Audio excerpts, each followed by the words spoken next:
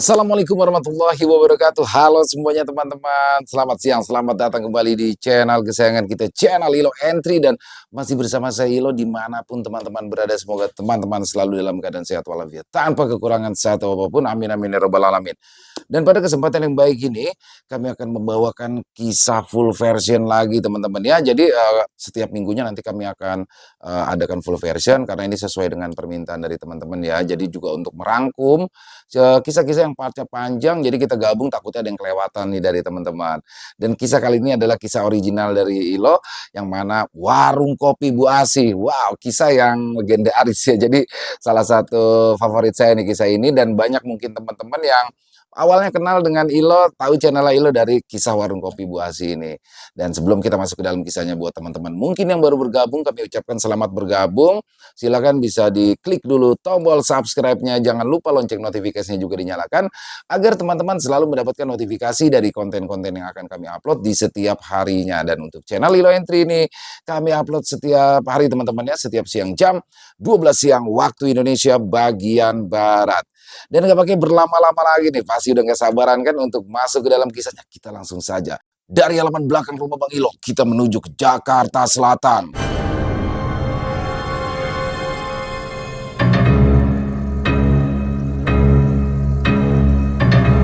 Warung Kopi Bu Asih, full version.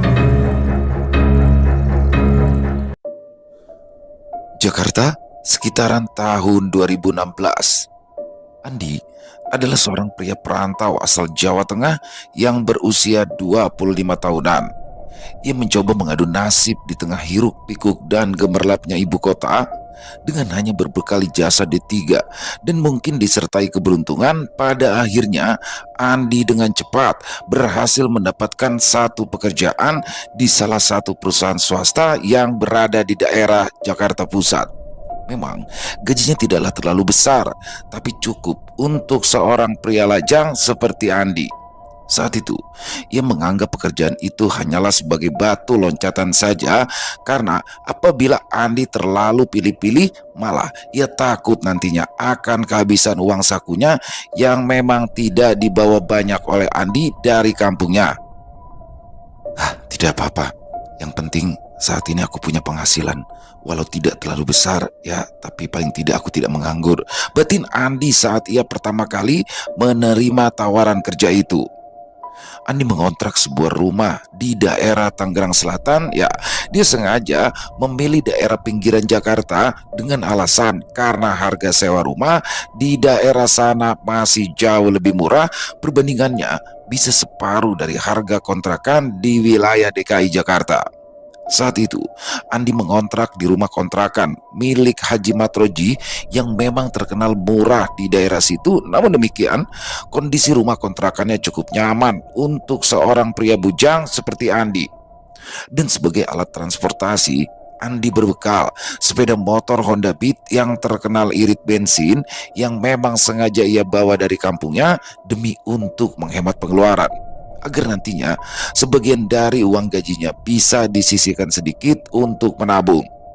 Haji Matroji dan keluarganya pun cukup ramah selaku pemilik kontrakan, walau memang orang Betawi asli terkadang suka ceplas-ceplos dalam hal berbicara, tapi sebenarnya hati mereka sangat baik.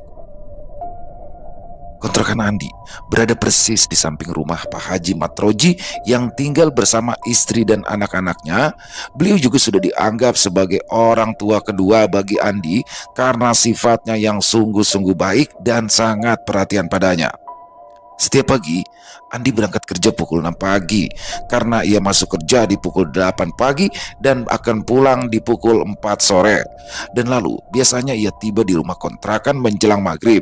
Di hari Sabtu Minggu, Andi mendapatkan jatah libur. Itulah rutinitas yang Andi jalani dengan penuh semangat demi untuk bisa menggapai masa depan yang lebih cerah. Terkadang memang ada jadwal lembur yang mengharuskan Andi pulang agak larut malam, tapi Andi tetap menjalani dengan penuh semangat untuk bisa mendapatkan uang tambahan. Pagi itu Cuaca cukup cerah. Andi pun bersiap untuk berangkat kerja. Ya, hari ini adalah hari Jumat, di mana besok Andi bisa beristirahat santai selama 2 hari di rumah kontrakan karena ia libur di hari Sabtu dan Minggu. Sambil menyeruput kopi hitam dan menghisap sebatang rokok, Andi sudah berpakaian rapi sambil memanaskan sepeda motornya. Wah, udah rapi aja nih. Rajin amat dah Lundi. Demen gue liatnya. Sapa Pak Haji Matroji pagi itu. Walau sudah berumur 60 tahun lebih, Pak Haji Matroji masih terlihat gagah. Karena memang pola hidupnya yang sehat dan juga pembawaannya yang ceria serta ramah kepada siapapun.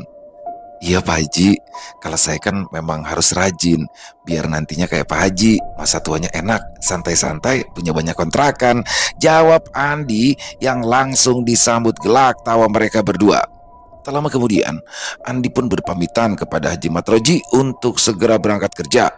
Berangkat dulu ya Pak Haji, sapa Andi. Ya dah, lu hati-hati di jalan ya Andi, jaga diri, lu kerja ada yang rajin ya, jawab Pak Haji. Singkat cerita, Andi pun tiba di kantor tempatnya bekerja. Tumben datangnya mepet di sapa Samsul, rekan kerja Andi sekaligus sahabat karibnya di kantor. Macet parah Sul, jawab Andi singkat sambil berkemas-kemas. Ya dari zaman dulu sampai sekarang juga Jakarta tiap hari macet disambut gelak tawa Samsul. Gue mau bikin kopi nih, lu mau sekalian apa enggak? Tanya Samsul. Boleh deh, tapi gulanya sedikit aja ya. Oke, siap bos, canda Samsul. Di, nanti malam kita disuruh lembur nih sama si bos, ujar Samsul sambil meletakkan 2 gelas kopi di meja mereka. Siap banget aku mah, ya lumayan kayaknya nih bulanan ini lemburan kita ya, jawab Andi sambil mulai menyeruput kopinya. Semangat banget lo kalau denger lembur, emang lo lagi kejar setoran ya, buat kawin ya. Ledek Samsul yang langsung disambut tawa mereka berdua. Tanpa terasa, lembur malam itu pun mereka jalani berdua dengan penuh semangat hingga jam dinding di kantor menunjukkan pukul 11 malam. Sul, persiapan pulang yuk. Kayaknya udah bener banget deh, ujar Andi pada Samsul yang pada saat itu masih terlihat serius menatap ke layar komputer. Bentar Di, nanggung dikit lagi nih. Paling setengah jam lagi beres, ujar Samsul sambil melirik jam tangannya. Oke deh, setengah jam lagi ya. Kalau belum kelar juga aku tinggal nih, jawab Andi yang mulai merasa khawatir jika nanti hujan turun mengingat langit yang sudah terlihat semakin mendung. Sambil sesekali ia melirik ke arah jendela kantor. Hore, beres juga akhirnya. Teriak Samsul seraya menyenderkan tubuhnya ke kursi sambil memijit-mijit pelan kepalanya. Tak lama kemudian, mereka pun bergegas beres-beres untuk segera beranjak pulang. Bawa jas hujan gak lu? Tanya Samsul saat mereka berdua sudah tiba di parkiran motor. Aman, kamu sendiri gimana? Ada kan? Jawab Andi sambil mulai memakai jaket.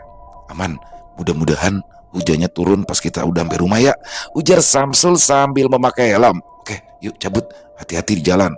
Lanjut Samsul, siap hati-hati juga. Motor mereka pun mulai beranjak meninggalkan kantor dan mulai berpisah mengingat Samsul tinggal di daerah Jakarta Timur.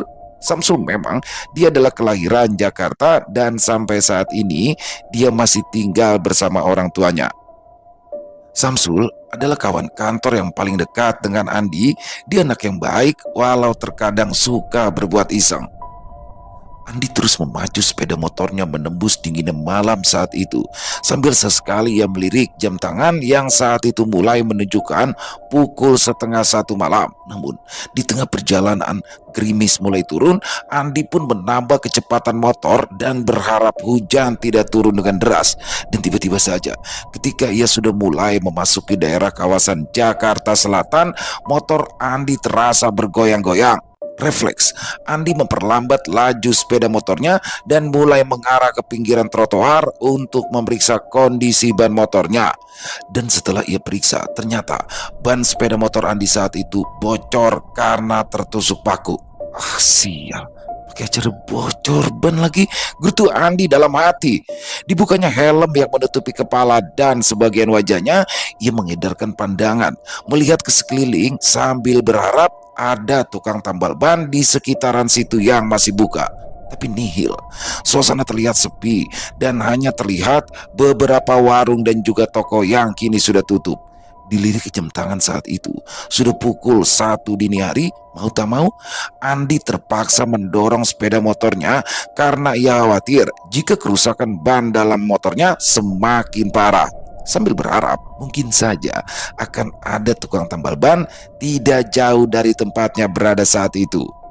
Akan tetapi, belum begitu jauh Andi mendorong sepeda motornya, hujan mulai turun dengan derasnya.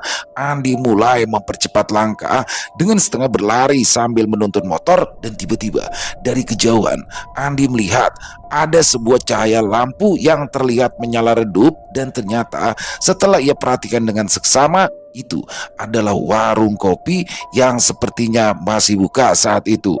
Andi semakin mempercepat langkah karena hujan yang turun semakin deras sambil menyeka keringat yang sudah bercampur dengan air hujan. Setibanya di depan warung, Andi segera memarkirkan sepeda motornya lalu berlari terburu-buru masuk ke dalam warung kopi tersebut karena hujan turun semakin deras. Sambil menepuk-nepuk jaket untuk mengeringkan air hujan yang sudah mulai membasahi jaket dan celananya, Andi mulai menyapa ibu penjaga warung yang kala itu sedang terlihat memasak air. Bu, pesan kopi hitamnya 1 ya, gulanya sedikit aja," kata Andi saat itu, yang sebenarnya dia tidak ingin minum kopi, tapi tak enak jika ia hanya menumpang meneduh di warung tanpa memesan apa-apa. "Iya mas, sebentar ya, pas banget ini, airnya sudah mendidih," jawab ibu itu sambil menoleh sebentar ke arah Andi. Andi pun langsung mengempaskan tubuhnya di sebuah kursi kayu panjang yang ada di warung itu. Sesekali ia melihat ke arah sepeda motornya demi memastikan posisinya aman dan tidak mengganggu arus lalu lintas, walau kala itu arus lalu lintas terlihat cukup sepi. Tidak beberapa lama, kopi pesanan Andi pun tiba. "Ini mas kopinya, silakan," ujar ibu penjaga warung itu sambil tersenyum ramah. "Makasih ya bu," jawab Andi singkat sambil meraih gelas kopi itu. Bu, maaf ya numpang nanya, di sekitar sini ada tukang tambal ban terdekat nggak ya? Ban motor saya bocor bu," tanya Andi kepada ibu penjaga warung demi memulai obrolan di tengah hujan yang tak kunjung reda. "Oh, ada mas, di depan sana. Tapi biasanya jam segini sih sudah tutup, apalagi hujan," jawab ibu itu. "Waduh, alamat dorong sampai kontrakan dong nih," jawabnya dengan sedikit kesal. "Memangnya si masnya tinggal di mana? Masih jauh ya dari sini?" tanya ibu itu lagi. Masih lumayan bu, apalagi sambil dorong motor," jawab Andi sambil mulai menyeruput kopinya. "Oh iya bu, warung ini buka 24 jam gak bu?" tanya Andi lagi. Enggak mas, sebentar lagi juga warungnya tutup. Saya tidak kuat mas kalau harus jaga warung 24 jam. Soalnya kan saya sendirian," jawab ibu itu, yang pada saat itu membuat Andi mulai khawatir bagaimana nanti jika warung kopi ini sudah tutup tapi hujan masih juga belum berhenti. Kok sendirian ya bu?" tanya Andi lagi penasaran. Saat itu Andi menaksir jika umur ibu sang penjaga warung kopi itu sekitaran 40 sampai 45 tahunan. "Iya mas, anak-anak saya di kampung, suami saya sudah tidak ada mas," jawab ibu itu sambil tersenyum. Andi tercenung, dia melihat dari guratan di wajah ibu itu terlihat betapa dulunya ibu ini sungguh cantik di masa mudanya, malahan masih terlihat cukup cantik untuk ukuran ibu-ibu seumurannya. Mulai ngaco nih pikirannya, efek kehujanan nih, batin Andi dalam hatinya. Tanpa terasa, sudah 1 jam lebih mereka berdua mengobrol hingga jarum jam kala itu sudah menunjukkan pukul 2 dini hari. "Mas Andi, ibu mau tutup warungnya dulu ya. Soalnya ibu sudah lelah sekali, mau istirahat ya. Kalau Mas Andi mau berteduh di sini juga enggak apa-apa, silahkan sampai nanti hujan reda. Tapi warungnya ibu tutup ya, takutnya nanti ada yang beli," sahut Bu Asih si penjaga warung kopi. Ya, Bu Asih, dialah namanya. Di tengah obrolan tadi, mereka berdua sempat berkenalan. "Waduh, saya jadi nggak enak nih bu. Nggak apa-apa deh bu, saya paksakan jalan aja," jawab Andi seraya mengeluarkan selembar uang 10 ribuan. "Ini buat bayar kopinya ya bu," ujar Andi. Oh, tidak apa-apa Mas, kalau memang masih mau berteduh di sini, saya sendiri tidur di dalam kok. Masnya di depan sini aja. Tapi nanti kalau Masnya mau pergi, jangan lupa tutup pintunya lagi ya. Jawab Bu Asi, seraya mengambil uang dari Andi dan mulai berkemas menutup warungnya. Wah, beneran nih Bu, saya nggak apa-apa neduh di sini dulu. Nanti kalau hujannya agak reda sedikit, saya langsung jalan deh Bu. Ucap Andi sambil membantu Bu Asi menutup tirai warung kopinya. Iya Mas Andi, tidak apa-apa. Lagian juga udah ada barang yang berharga juga kok di sini. Jadi apa yang dikhawatirkan coba? Jawab Bu Asi sambil tersenyum. Ya sudah, saya tinggal ke dalam ya. Kalau Mas Andi masih mau nambah kopi, itu di termos airnya masih panas kok. Ini juga kan uangnya masih bisa bikin kopi 2 gelas lagi. Katanya lagi, lalu masuk ke dalam warung dan menutup pintu. Baik Bu, makasih ya. Andi menyeruput lagi sisa kopinya yang hampir habis sambil menjepit sebatang rokok dan menghisap dalam-dalam demi mengusir hawa dingin yang memang agak terasa beda malam itu. Ya, dinginnya seolah seperti tembus ke dalam tulang, tidak biasanya Jakarta sedingin ini. Tidak beberapa lama kemudian, Andi merasakan hasrat ingin buang air kecil yang teramat sangat. Dia bingung saat itu dia mau keluar dari warung. Tapi hujan masih begitu derasnya. Ia mau menumpang di dalam kamar mandi yang ada di dalam warung. Dia takut jika mengganggu Bu Asi yang sedang beristirahat. Andi mencoba menahan hasratnya, tapi apa daya, rasa itu sudah tak tertahankan lagi dan pada akhirnya Andi pun memberanikan diri untuk mengetuk pintu warung Bu Asi. Tok tok tok, tok tok tok. Bu, Bu Asi, panggil Andi sambil mengetuk pintu dengan pelan. Tak lama kemudian, Bu Asi membukakan pintu. Iya Mas Andi, kenapa? Jawab Bu Asi yang saat itu sudah memakai daster tidur persiapan untuk beristirahat. Maaf Bu, saya mau numpang ke kamar kecil, bisa nggak Bu? Tanyanya malu-malu. Silakan, silakan Mas. Tapi agak sempit ya Mas tempatnya. Maklum, warung kecil Mas.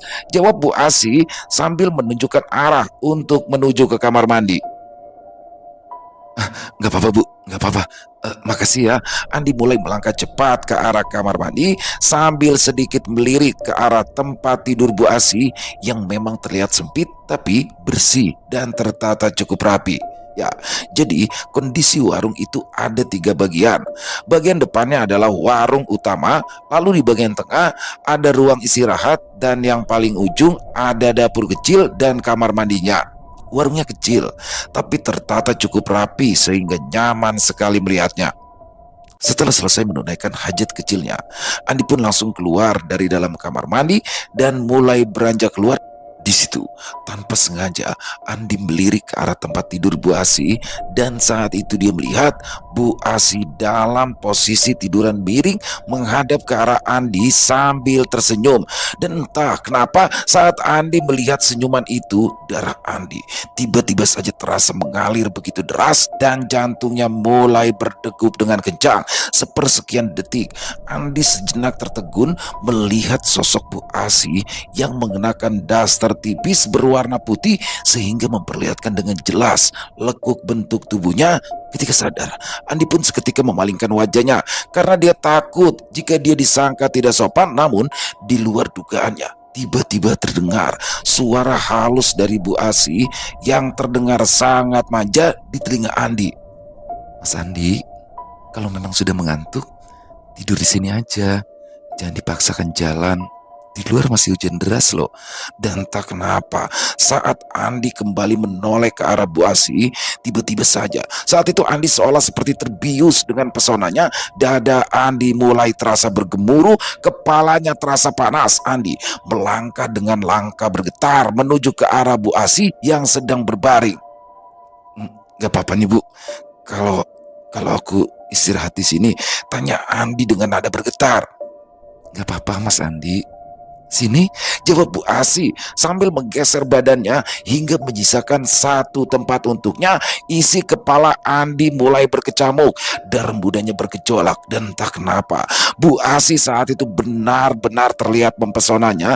Dengan lutut bergetar, Andi mulai duduk di samping Bu Asi yang masih dalam posisi tiduran. Tiba-tiba saja tangan Bu Asi meraih kepala Andi. Andi memandangi lekat-lekat wajah Bu Asi yang benar-benar terlihat menggoda dengan kecantikannya yang terlihat alami. Perlahan, wajah mereka berdua saling mendekat. Nafas Andi terasa panas memburu.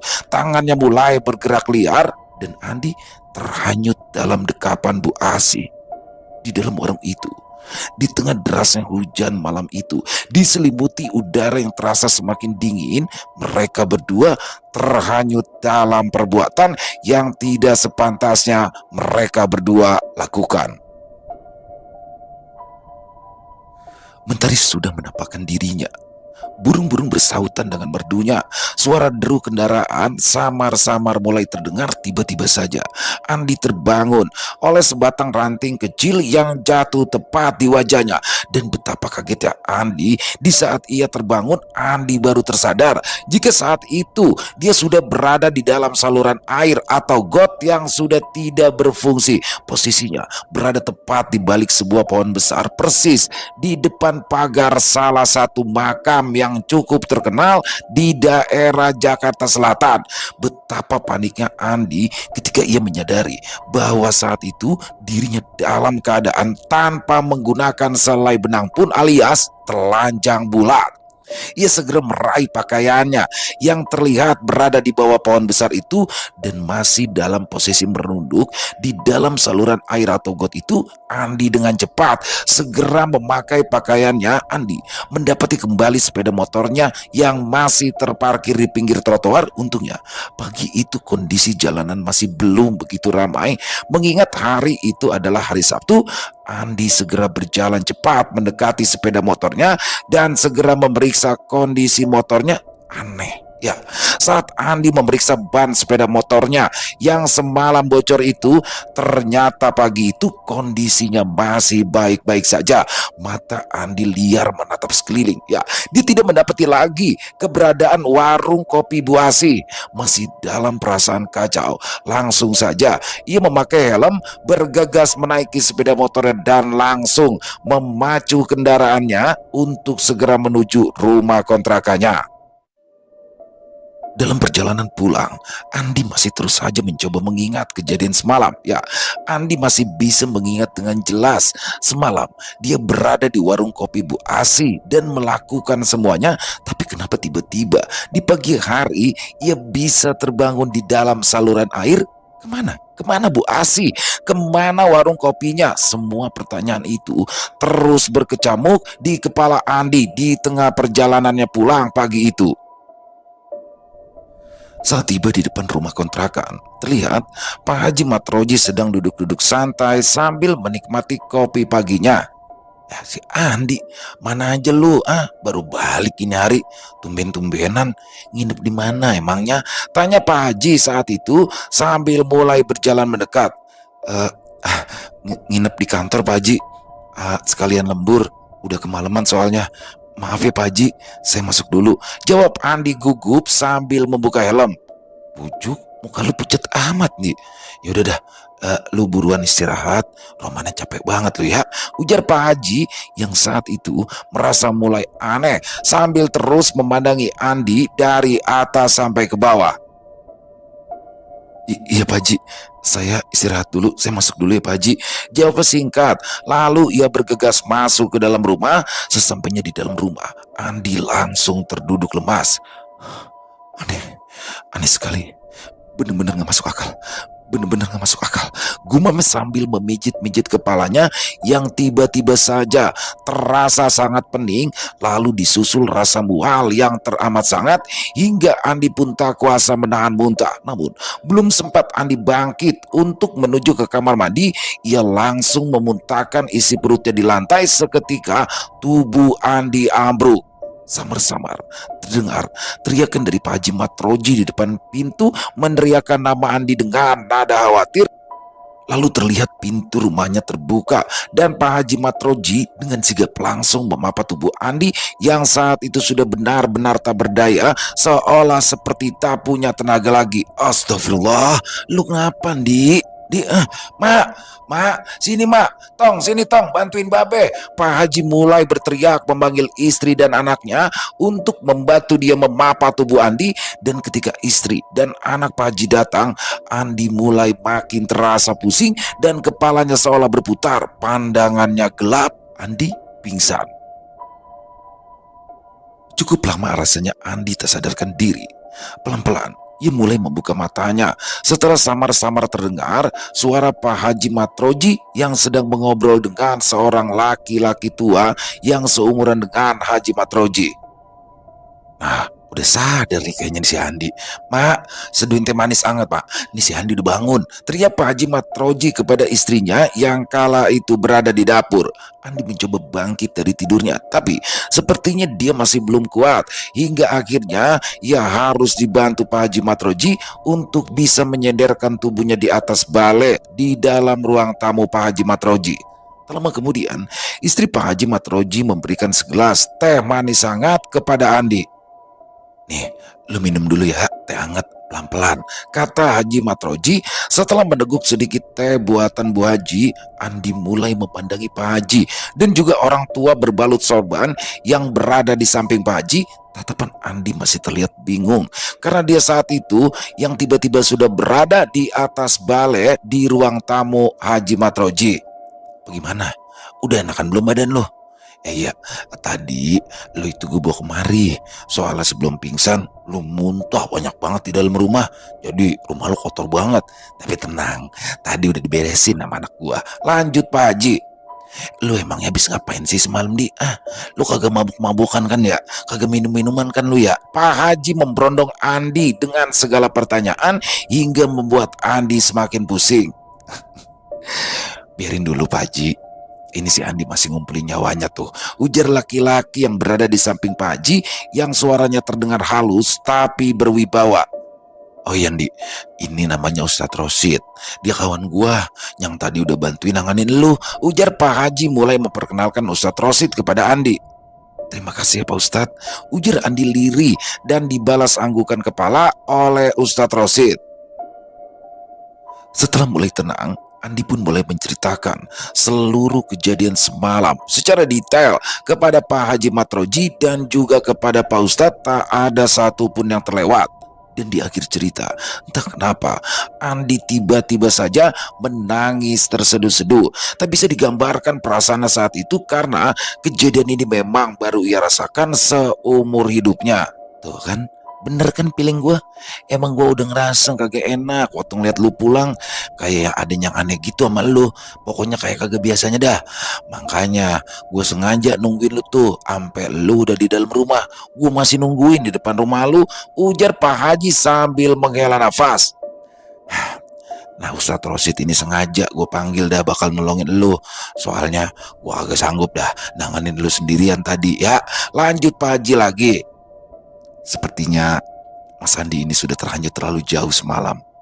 Mas Andi ini sudah minum kopi dari sana dan juga sudah melakukan hal-hal yang tidak baik dan juga terlarang dengan makhluk dari alam lain, ujar Ustadz Rosid. Saya juga masih bingung Pak Haji.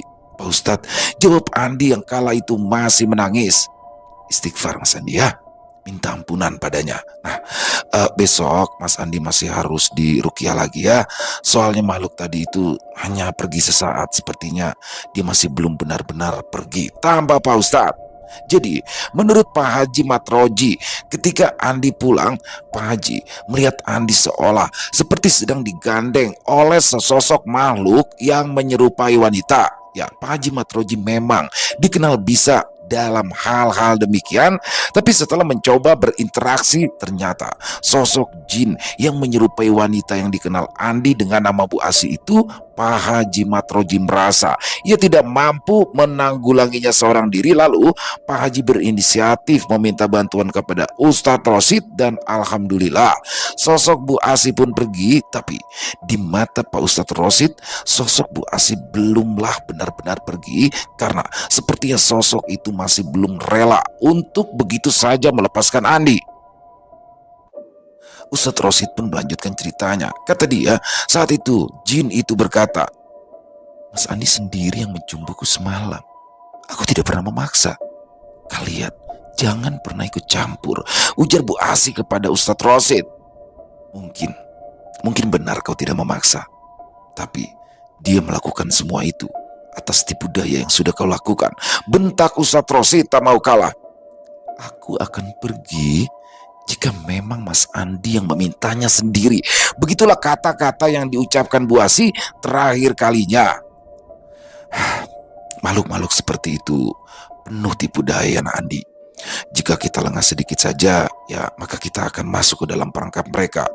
Mas Andi ini juga sepertinya jarang-jarang ya ibadahnya, tanya Ustadz Rosid sambil tersenyum. Iya Pak Ustadz, jawab Andi lirih. Tapi Pak Ustadz, semalam itu semua itu terasa benar-benar nyata Pak Ustadz, ucap Andi boleh meninggi. Memang semua itu terjadi seperti nyata bagi dirimu karena Mas Andi ini sudah dikuasai sepenuhnya oleh makhluk itu. Padahal semalam itu Mas Andi sudah berada di alam lain, bukan lagi di alam kita. Pak Ustadz mencoba menjelaskan. Di mata Andi semalam pasti sosok itu berwujud wanita cantik kan? Tapi tadi di mata saya dan juga di mata Pak Haji Matroji, makhluk itu terlihat jauh berbeda, ujar Ustadz Rosid sambil tersenyum. Andi pun hanya bisa mengangguk pelan sambil terus menundukkan kepalanya. Malu, takut, kecewa, semua perasaan itu bercampur aduk menjadi satu. Ingat ya, besok jangan lupa datang ke majelis saya. Kita akan bersihkan lagi agar tuntas semuanya, Imbu Ustadz Rosid mengingatkan. Dan setelah kondisi Andi mulai membaik, ia pun lalu berpamitan pulang. Tak lupa Andi juga mengucapkan terima kasih kepada Pak Haji Matroji sekeluarga dan juga kepada Ustadz Rosid. Keesokan harinya, di hari Minggu, ketika bangun tidur, Andi mulai merasakan tubuhnya sudah kembali normal. Ketika dia beranjak keluar rumah untuk membeli makan, Pak Haji menegurnya. Andi, bagaimana? Bagaimana badan lo? Rohmana udah segeran lagi nih, ujar Pak Haji. Iya Pak Haji, alhamdulillah, jawab Andi sambil tersenyum. Jangan lupa, nanti sore lu kudu ke rumah Ustadz Rosid lagi ya, biar dituntasin dah semuanya. Tapi maaf, gua kagak bisa nemenin, soalnya mau kondangan ke Bojong Sari, rumah saudara. Lu berani kan ya sendirian pergi ke sana? Lanjut Pak Haji Matroji, dilanjutkan anggukan kepala dari Andi. Tapi aneh, entah kenapa Andi saat itu merasa sangat enggan untuk pergi ke rumah Ustadz Rosid, padahal jaraknya tidak terlalu jauh dari rumah kontrakannya. Andi justru memilih duduk santai di rumah sambil menonton televisi karena ia merasa kondisi badannya kini sudah baik-baik saja. Dan keesokan paginya, hari Senin, Andi mulai beraktivitas seperti biasa. Dia mencoba melupakan semuanya. Badannya kini juga terasa jauh lebih baik daripada sebelumnya. Ya, jauh lebih segar. Bahkan dari sebelum kejadian malam itu. Akan tetapi, ketika berangkat kerja, Andi menghindari melintasi jalanan di mana terjadi kejadian malam itu. Ya, dia masih merasa risih dan juga masih merasa takut. Hingga akhirnya Andi memilih jalur memutar walaupun jaraknya menjadi bertambah jauh untuk menuju ke kantornya. Setibanya di kantor, Andi bertemu Samsul dan seperti biasa mereka pun ngopi bareng sebelum aktivitas kerja. Andi, lu pakai parfum apaan sih? Wangi amat, tumben. Jangan-jangan kemarin libur 2 hari lu dapet gebetan baru ya? Celetuk Samsul tiba-tiba yang mengagetkan Andi hingga ia terbatuk dan memuncratkan kopi yang baru saja diminumnya. Enggak pakai parfum apa-apa. Emangnya aku pernah pakai parfum apaan sih? Jawabnya gugup. Ya masuk, kerjaan udah nunggu tuh, ujar Andi sambil menyeruput sisa kopi terakhirnya. Siap bos, ledek Samsul. Ketika mereka berdua sudah tiba di meja kerja, Samsul tiba-tiba berkata lagi, Andi, beneran deh, nih badan lu wangi banget ya. Tapi menurutku sih agak aneh sih wanginya, ujar Samsul dengan tatapan aneh. Itu cuma perasaan kamu aja, Halu, saut Andi sekenanya mencoba menyudahi pembicaraan itu. Padahal saat itu dalam hatinya, Andi juga merasa jika ada yang aneh dengan tubuhnya, ya kondisi tubuh Andi terasa jauh lebih baik dari hari-hari biasa, tapi dengan segala keanehan yang sulit untuk dijelaskan. Sore hari, saatnya pulang kerja. Cuaca saat itu cukup cerah. Andi memulai perjalanan pulang kantor saat itu dengan penuh semangat. Entah kenapa, Andi begitu bersemangat untuk pulang ke rumah kontrakannya. Namun, di tengah perjalanan ada yang aneh. Di sini Andi tiba-tiba saja merasa ingin melintasi jalur biasanya, jalur di mana Andi akan melewati pohon besar di depan pemakaman umum, ya tempat di mana kejadian malam itu bergulir. Tempat di mana Andi dan juga Bu Asi pertama kali bertemu. Andi memacu sepeda motornya seolah seperti ingin secepatnya tiba di sana. Andi pun segera tiba di lokasi. Ia segera memarkirkan sepeda motornya. Lalu ia menyalakan sebatang rokok. Andi berdiri menatap sekeliling ke tempat di mana dia pernah singgah di warung kopi Bu Asi. Tapi aneh, saat itu Andi sama sekali tidak merasa bergidik ataupun takut ketika ia kembali mengingat kejadian malam itu di dalam warung kopi Bu Asi.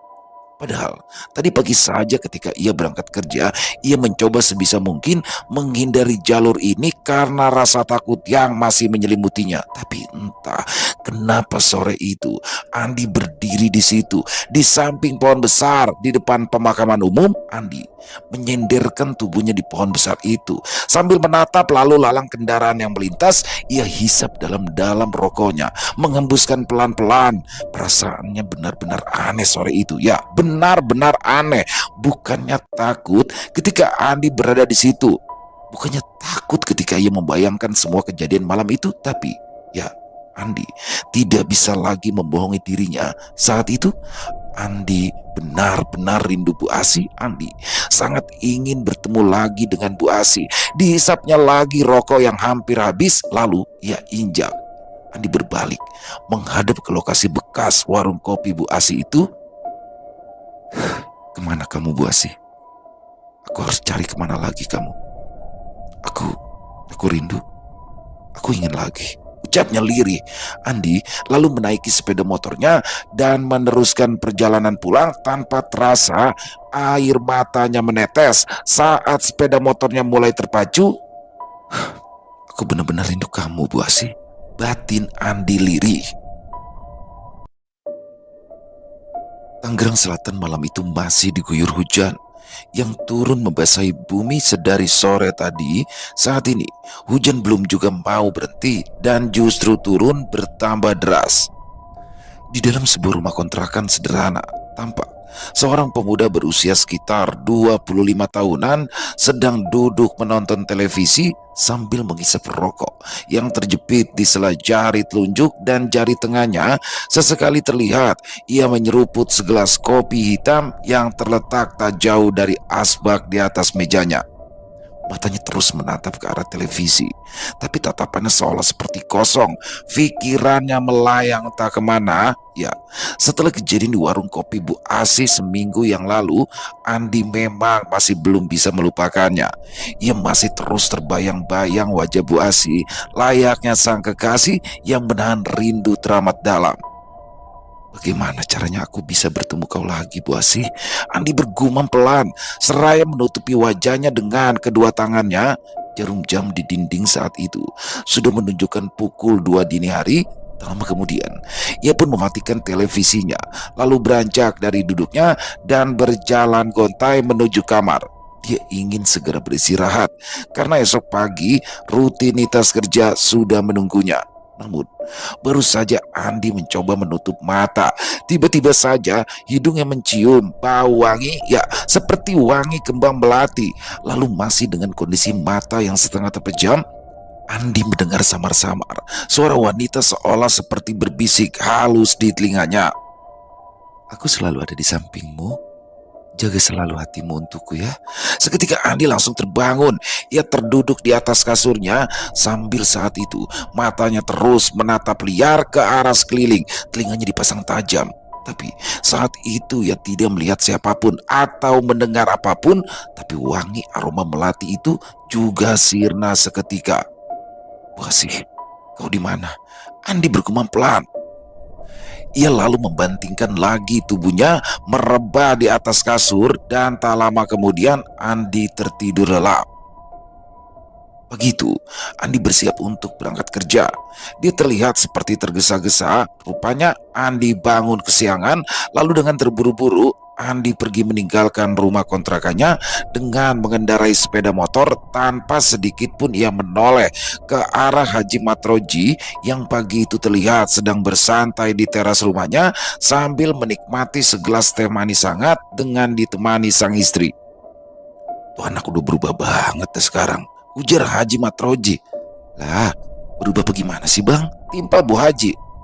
"Ya kan tuh anak biasanya pamitan sebelum dia berangkat kerja. Nah, akhir-akhir ini dia kayak jadi pendiam gitu dah. Beda banget. Ah, itu mah perasaan abang doang. Dia mah kesiangan bangun itu, makanya buru-buru takut terlambat kerja," jawab Bu Haji. Haji Matroji hanya bisa menghela nafas panjang sambil matanya terus menatap Andi yang terlihat semakin menjauh. Dalam hatinya, dia merasakan seolah seperti masih ada sesuatu yang gelap yang terus menyelimuti Andi. Setibanya di kantor, Andi pun segera memarkirkan sepeda motornya di basement dan dengan setengah berlari ia menaiki anak tangga untuk menuju ruang kerjanya dengan tergesa-gesa. Tapi belum sempat ia sampai di meja kerjanya, tiba-tiba saja terdengar suara bosnya dari arah belakang. "Andi, sudah jam berapa ini? Sudah beberapa hari nih. Saya perhatikan kamu telat terus datangnya. Jika masih terus begini, saya nggak segan-segan loh memberikan kamu hukuman." Hardik si bos sambil bertolak pinggang. "Maaf bos, saya janji akan berubah," jawab Andi sambil menundukkan kepala menghadap bosnya. "Oke, kita lihat aja besok bagaimana perubahannya," ujar si bos seraya masuk kembali ke ruangan. Andi duduk di kursi kerjanya dengan mata yang masih terlihat sayu dan tiba-tiba saja segelas kopi diletakkan di atas meja kerjanya. "Dah, nih minum kopi dulu. Mata lu masih layu begitu, mana bisa nanti konsen kerja," ujar Samsul, sahabat baik Andi, lalu ia duduk di atas meja kerja Andi. "Makasih Sul," jawab Andi sambil menyeruput kopi hitam buatan Samsul. "Sebenarnya lu ada masalah apaan sih? Udah seminggu ini lu datang telat terus, gak kayak biasanya," tanya Samsul sambil terus menatap wajah Andi. "Gak ada apa-apa Sul. Dah, ayo kerja yuk," jawab Andi. Terlihat jelas ia mencoba cuek, tapi di situ terlihat bahwasanya ia seperti menyembunyikan sesuatu. Oke. Pokoknya kapan aja lu butuh temen curhat, lu ngomong aja. Kalau ada masalah, jangan dipendam sendiri ya." Samsul menepuk bahu Andi, lalu ia beranjak ke meja kerjanya. Andi hanya melirik sedikit, lalu ia mulai menatap layar komputernya. Memang sudah seminggu ini pasca kejadian malam itu di warung kopi Bu Asih, Andi berubah menjadi kacau. Dia selalu saja telat masuk kantor, pekerjaannya pun berantakan. Semua itu dikarenakan Andi yang kurang tidur karena di dalam otaknya hanya ada Bu Asih dan Bu Asih saja. Padahal sebelumnya Andi adalah salah satu karyawan teladan di kantor.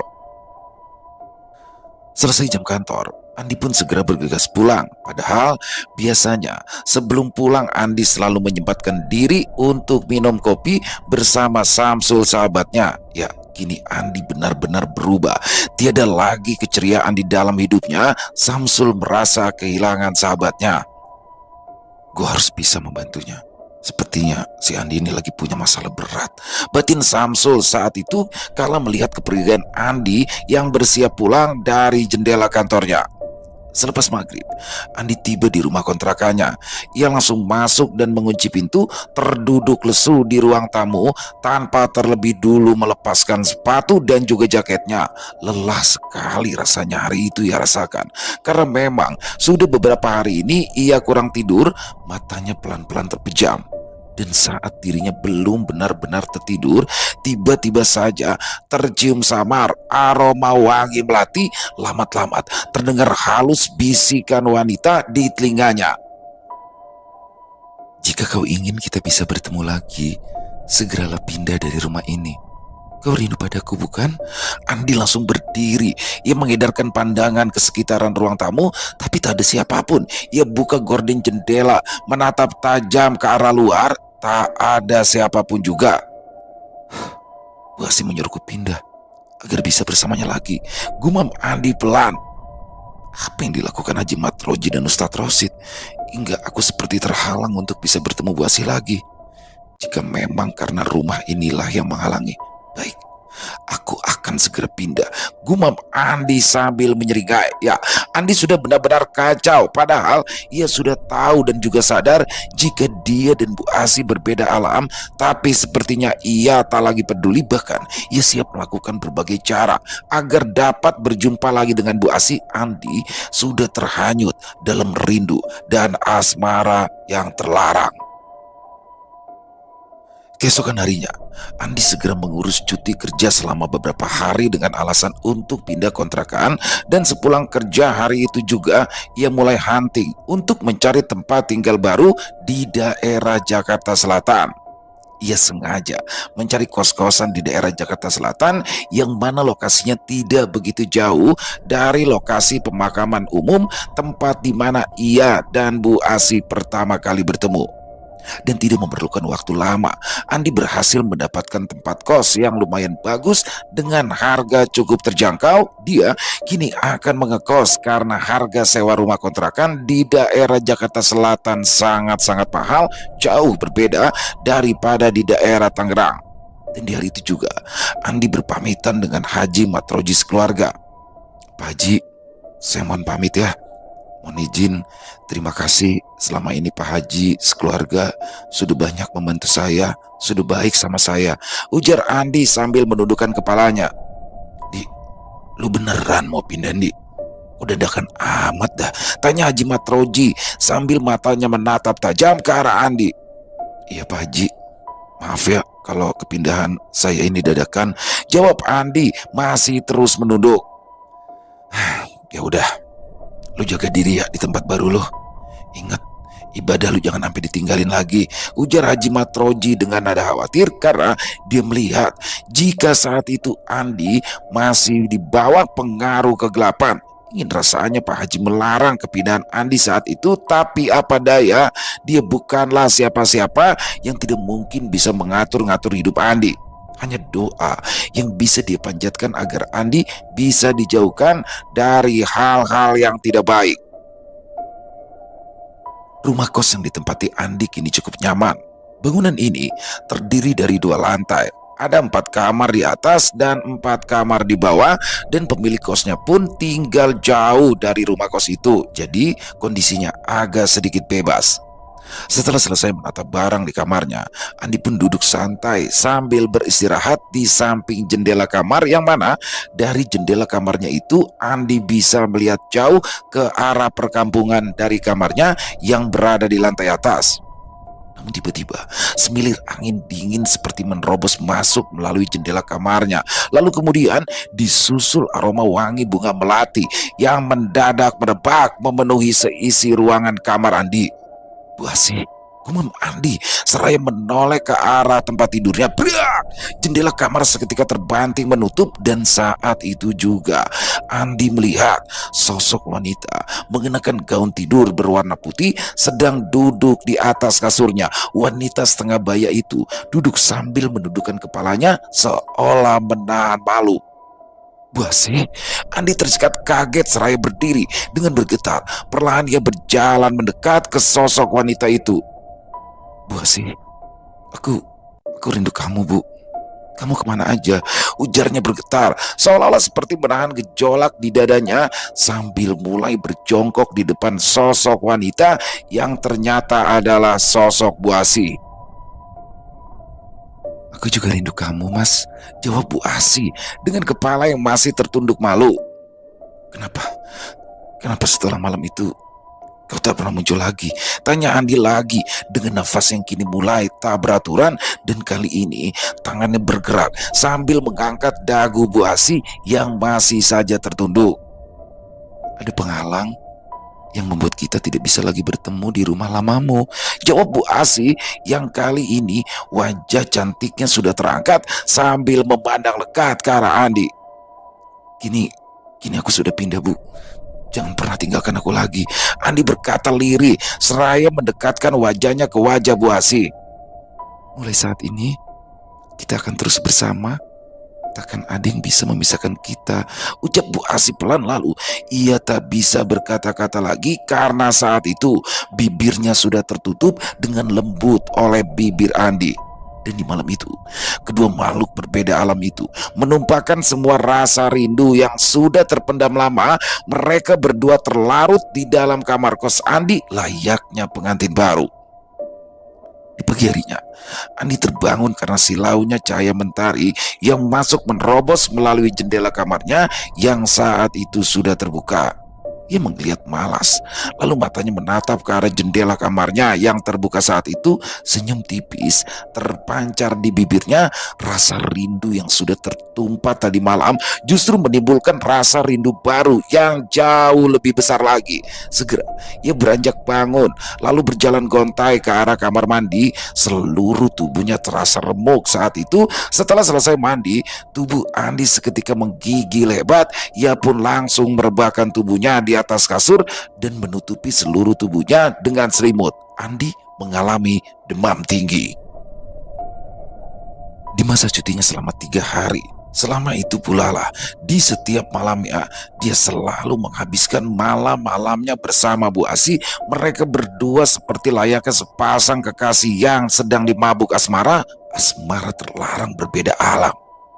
Dan memasuki hari keempat, Andi mulai masuk kerja lagi. Kala itu tubuhnya benar-benar terasa lemah karena setiap ia dan Bu Asi menghabiskan malam berdua.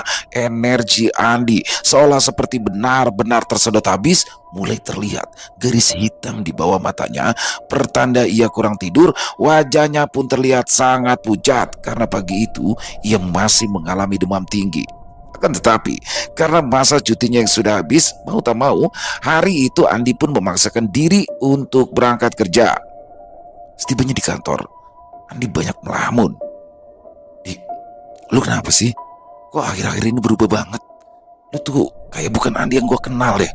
Kalau memang lu ada masalah, cerita dong," tanya Samsul sahabatnya yang mulai terlihat khawatir dengan perubahan Andi yang cukup drastis.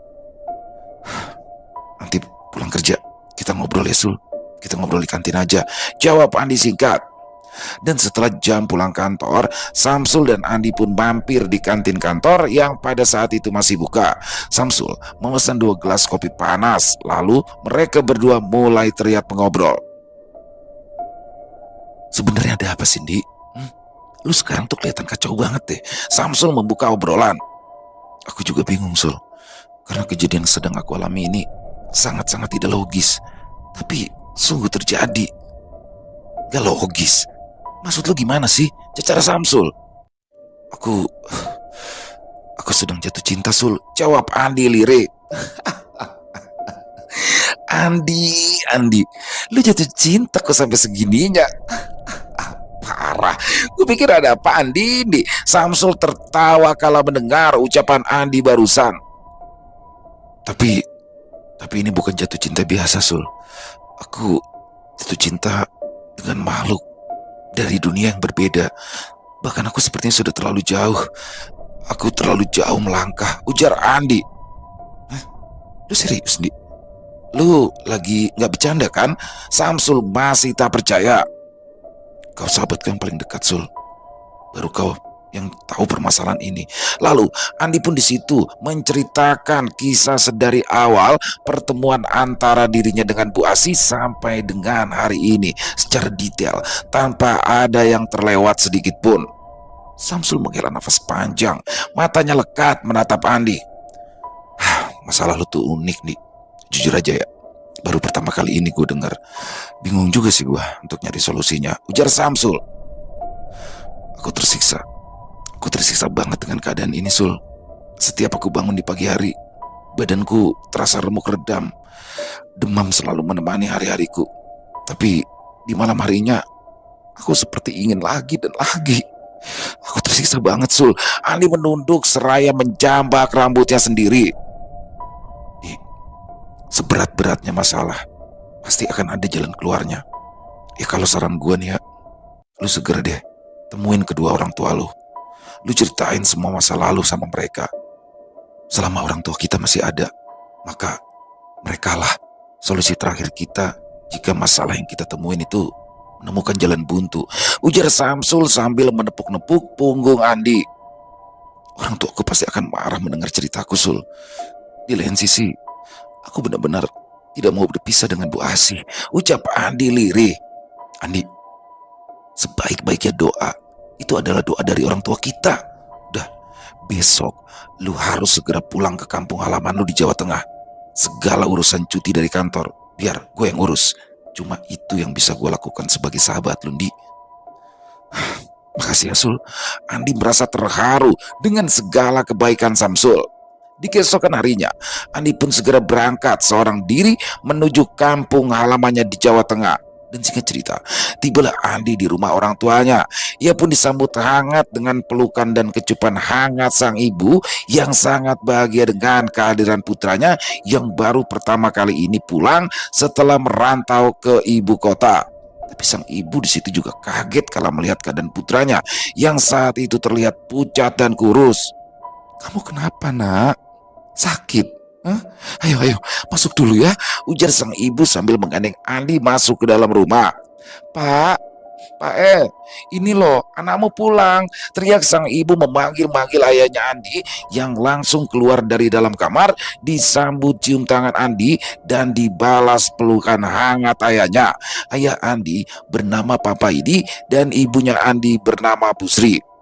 Mereka bertiga lalu duduk di ruang tamu sambil menikmati teh manis hangat buatan sang ibu yang sudah sangat dirindukan Andi. Ya, tak ada yang lebih dirindukan seorang perantau selain secangkir teh manis hangat dan masakan seorang ibu. Dilengkapi dengan obrolan hangat bersama sang ayah, tak ada yang lebih dirindukan seorang anak perantau dari itu semua. Ayahnya Andi saat itu terlihat khawatir dengan kondisi anaknya. Selain wajahnya yang pucat dan tubuh yang kurus, ayahnya Andi melihat sesuatu yang aneh dari anaknya, seolah seperti kegelapan menyelimuti putra semata wayangnya itu. "Kamu itu ada masalah apa, Tondi? Cerita dong sama bapak ibumu ini loh," ujar sang ayah sambil menyedot sebatang rokok kretek di tangan kirinya.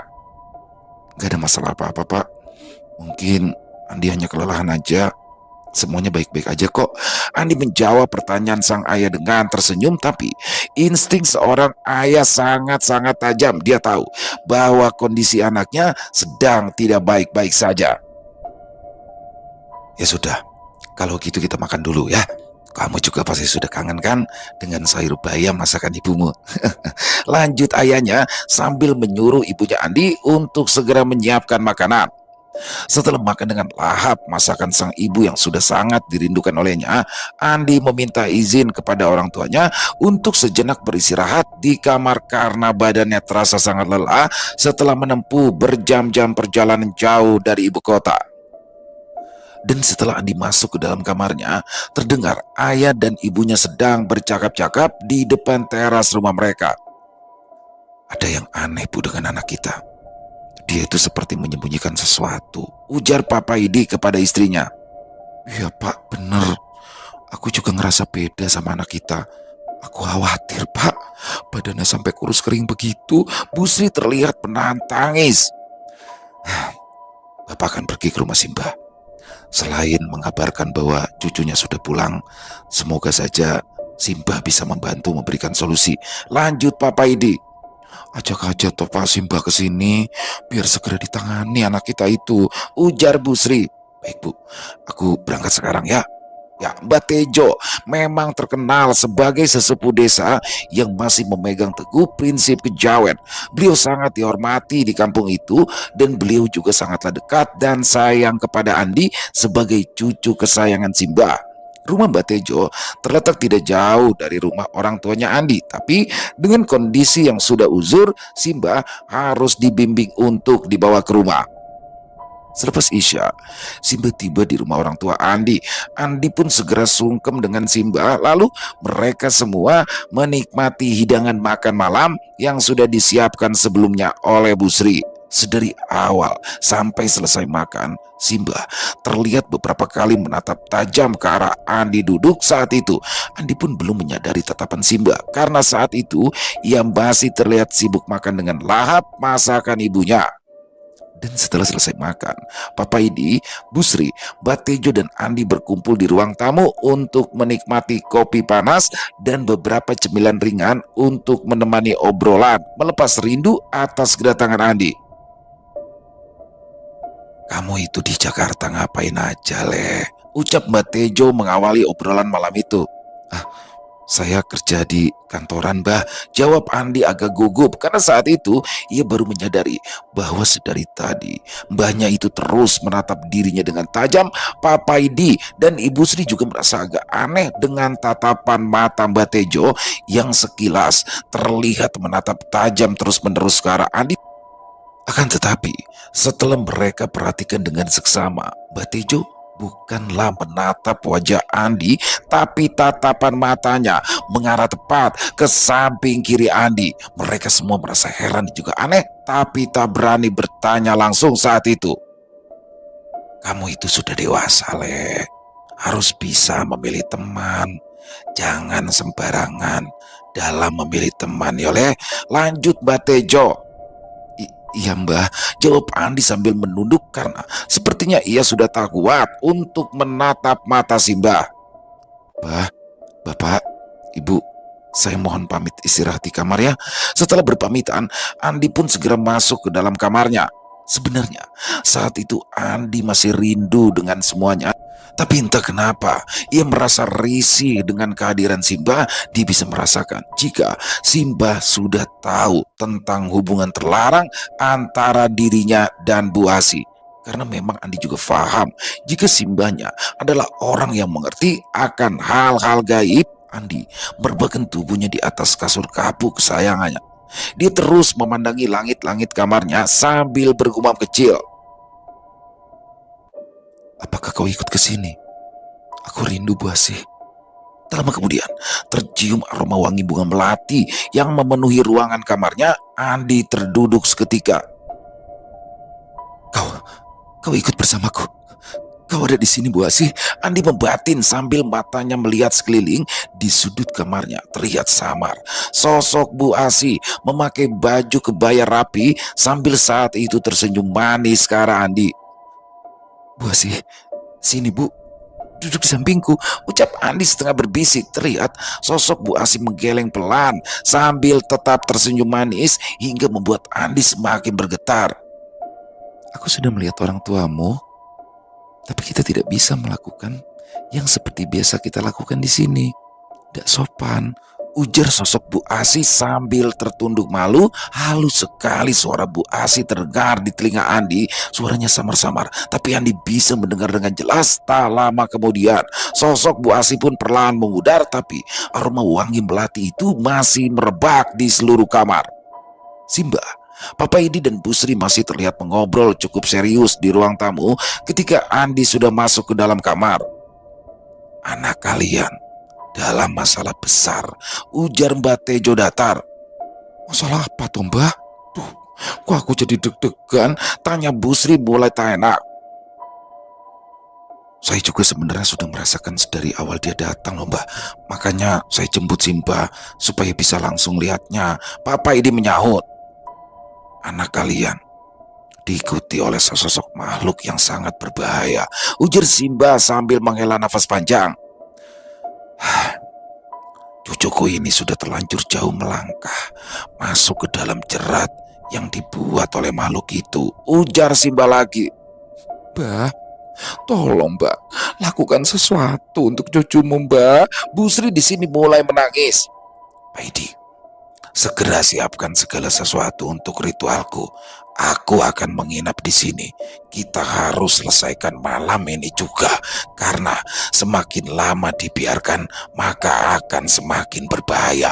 Perintah Mbak Tejo yang pada saat itu langsung diamini oleh Papa Idi dan juga Bu Sri. Rupanya, sejak pertama kali bertemu dengan Andi, Mbak Tejo sudah melihat sosok Bu Asi yang terus berdiri di samping kiri Andi. Simba pun sudah sedikit berkomunikasi dengan sosok Bu Asi. Maka dari itu, Bu Asi menolak dengan halus ajakan dari Andi di dalam kamar tadi dengan alasan tidak sopan. Karena memang sosok Bu Asi juga sedang memperhitungkan kekuatan dari Mbak Tejo hingga ia pun tak berani berbuat macam-macam di dalam rumah itu. Sehingga membuat Andi sedikit uring-uringan di dalam kamarnya kala itu. Setelah semua perlengkapan sudah siap, tepat jam 12 malam, Mbak Tejo pun memulai ritual yang saat itu ia lakukan di dalam sebuah kamar kosong yang berada di rumah orang tua Andi. Papa Idi dan Bu Sri pun menunggu dengan cemas di ruang tamu, dan saat itu Andi masih bertahan di dalam kamarnya. Bau wangi kemenyan mulai tersebar sampai ke ruang tamu. Pertanda Mbak Tejo sudah mulai menyalakan perapian di sebuah tungku kecil di dalam kamar ritualnya. Suasana malam itu terasa begitu hening. Hanya terdengar suara jangkrik dari luar rumah. Suasana khas pedesaan yang malam itu terasa sangat mencekam bagi keluarga Papa Idi. Beberapa menit kemudian, terciumlah wangi kembang melati yang tersebar ke seantero rumah. Papa Idi dan istrinya menajamkan pendengarannya ke arah kamar tempat Mbak Tejo melaksanakan ritual samar-samar. Mereka mendengar Simba sedang berdialog dalam bahasa Jawa halus, entah dengan siapa, tapi samar-samar juga mereka mendengar seperti suara halus seorang wanita yang juga berbicara dalam bahasa Jawa halus. Sekitar kurang lebih 1 jam, terdengar suara Mbak Tejo terbatuk. Lalu tak lama kemudian pintu kamar ritual pun terbuka. Tampak Mbak Tejo berjalan sedikit terhuyung keluar dari dalam kamar. Papa Idi langsung bergegas menghampiri dan membimbing Simba ke arah meja tamu. Bu, cepat buatkan kopi pahit buat Simba, perintah Papa Idi kepada istrinya yang saat itu juga langsung bergegas berjalan ke arah dapur. Mbak Tejo duduk bersandar di kursi ruang tamu dengan mata yang terpejam. Terlihat beliau masih mencoba mengatur jalan nafasnya yang masih terdengar berat setelah Bu Sri datang membawa secangkir kopi pahit dan diletakkan di atas meja. Bu Sri pun duduk. Ia menunggu dengan cemas penjelasan dari Mbak Tejo. Sepertinya aku sudah mulai terlalu tua untuk melakukan semua ini, ujar Mbak Tejo sambil mulai menyeruput kopi pahitnya. Anak kalian sudah menjalin hubungan dengan makhluk gaib. Hubungannya itu sudah sangat dalam. Dia sudah terperosok ke dalam lubang jebakan makhluk itu. Sulit sekali untuk melepaskannya, ujar Simba lagi yang saat itu mulai membakar rokok kretek di tangannya. Maksudnya bagaimana ya Mbak? Tolong dijelaskan loh pada kami. Kami itu masih bingung, Mbak. Pinta Papa Idi. Mbak Tejo pun di sini langsung menceritakan semua yang sudah dialami Andi dari awal pertemuannya dengan Bu Asi hingga sampai saat ini, yang mana Andi sudah jauh terbuai dalam dekapan Bu Asi. Semua hal itu Mbak Tejo dapatkan dari hasil penerawangan dan juga hasil dialog beliau tadi di dalam kamar ritual dengan jin yang berbalut sosok wanita setengah baya, yang mana sosok itu adalah Bu Asi. Allah, Andi, anakku. Bu Sri di sini mulai menangis kala mendengar semua penjelasan dari Simba. Papa ini pun mengusap-ngusap pundak istrinya berusaha untuk menenangkan. Dan tak lama kemudian terdengarlah suara pintu kamar Andi yang terbuka. Andi keluar dengan wajah seolah seperti menahan amarah. Kenapa? Kenapa Simba ikut campur urusan pribadiku? Aku itu sudah cukup dewasa untuk memilih jalan hidupku, ujar Andi dengan nada tinggi sambil matanya melotot ke arah Mbak Tejo saat itu. Rupanya sedari tadi Andi belum tertidur. Ia terus menguping dari balik tembok kamarnya. Andi, apa kau ini sadar? Ha? Saat ini kau ini sedang berbicara dengan siapa? Ha? Bentak Papa Idi yang saat itu mulai berjalan ke arah Andi. Aku tahu kalian semua adalah orang tuaku dan aku sangat menghormati. Tapi sekali lagi, Aku ingatkan, jangan coba-coba ikut campur masalah pribadiku, bentak Andi tak mau kalah. Kali ini ia menatap tajam ayahnya. Dasar anak tidak tahu diri. Papa ini menghardik seraya melayangkan tangannya ke arah muka Andi, hendak menamparnya. Tapi seketika tangannya berhenti. Ketika saat itu istrinya berlari dan langsung memeluk tubuh Andi. Jangan Pak, jangan. Bu Sri menangis meraung sambil memeluki tubuh anaknya. Papa ini masih mendengus menahan amarahnya. Bu, aku sayang kalian Bu. Tapi aku juga sayang sama dia Bu. Tolong restui kami Bu, ujar Andi yang juga mulai menangis di dalam dekapan ibunya. Sudah gila kamu ya? Hah? Mana ada orang tua yang mau merestui hubungan gila semacam ini. Papa ini semakin geram kala mendengar kata-kata anaknya. Sudah, biarkan dulu cucuku beristirahat malam ini. Dia sudah sangat lelah dengan semuanya. Terdengar suara lembut dari Mbak Tejo yang saat itu mulai mendekat ke arah Andi yang saat itu masih dalam pelukan sang ibu. Lalu ketika Simba mengelus kepala Andi sambil mulutnya berkomat-kamit, Andi pun seketika terkulai lemas dan tak sadarkan diri. Dengan dibopong oleh ayahnya, Andi pun lalu direbahkan di atas kasurnya.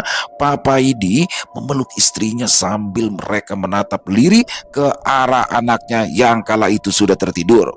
Mbak Tejo pun masih berdiri sambil bersedekap, juga sambil menatap cucunya yang sudah tertidur di kasur.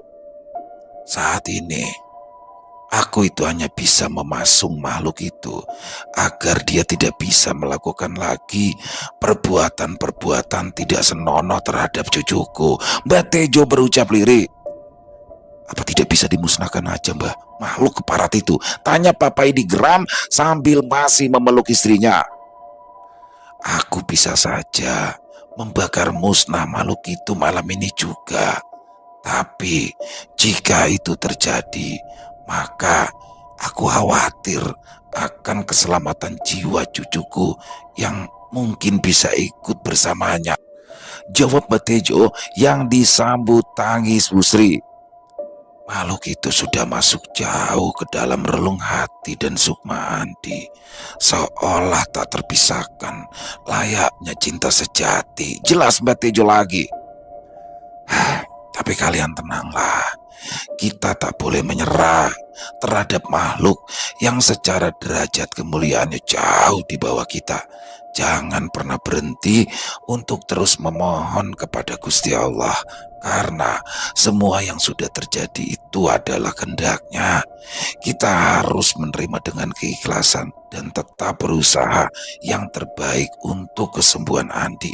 Tanpa terasa, air bening terlihat menetes di sudut mata Mbak Tejo. Malam itu menjadi malam yang panjang bagi Papa Idi sekeluarga. Menurut penuturan Mbak Tejo, sosok makhluk yang menyerupai Bu Asi adalah sesosok jin yang pada masa lalunya memang dimiliki dan dipelihara oleh seorang wanita yang bernama Bu Asi. Semasa hidupnya dulu, Bu Asi memiliki ajian yang berupa pemikat untuk menaklukkan laki-laki dan juga agar selalu terlihat cantik dan seolah awet muda.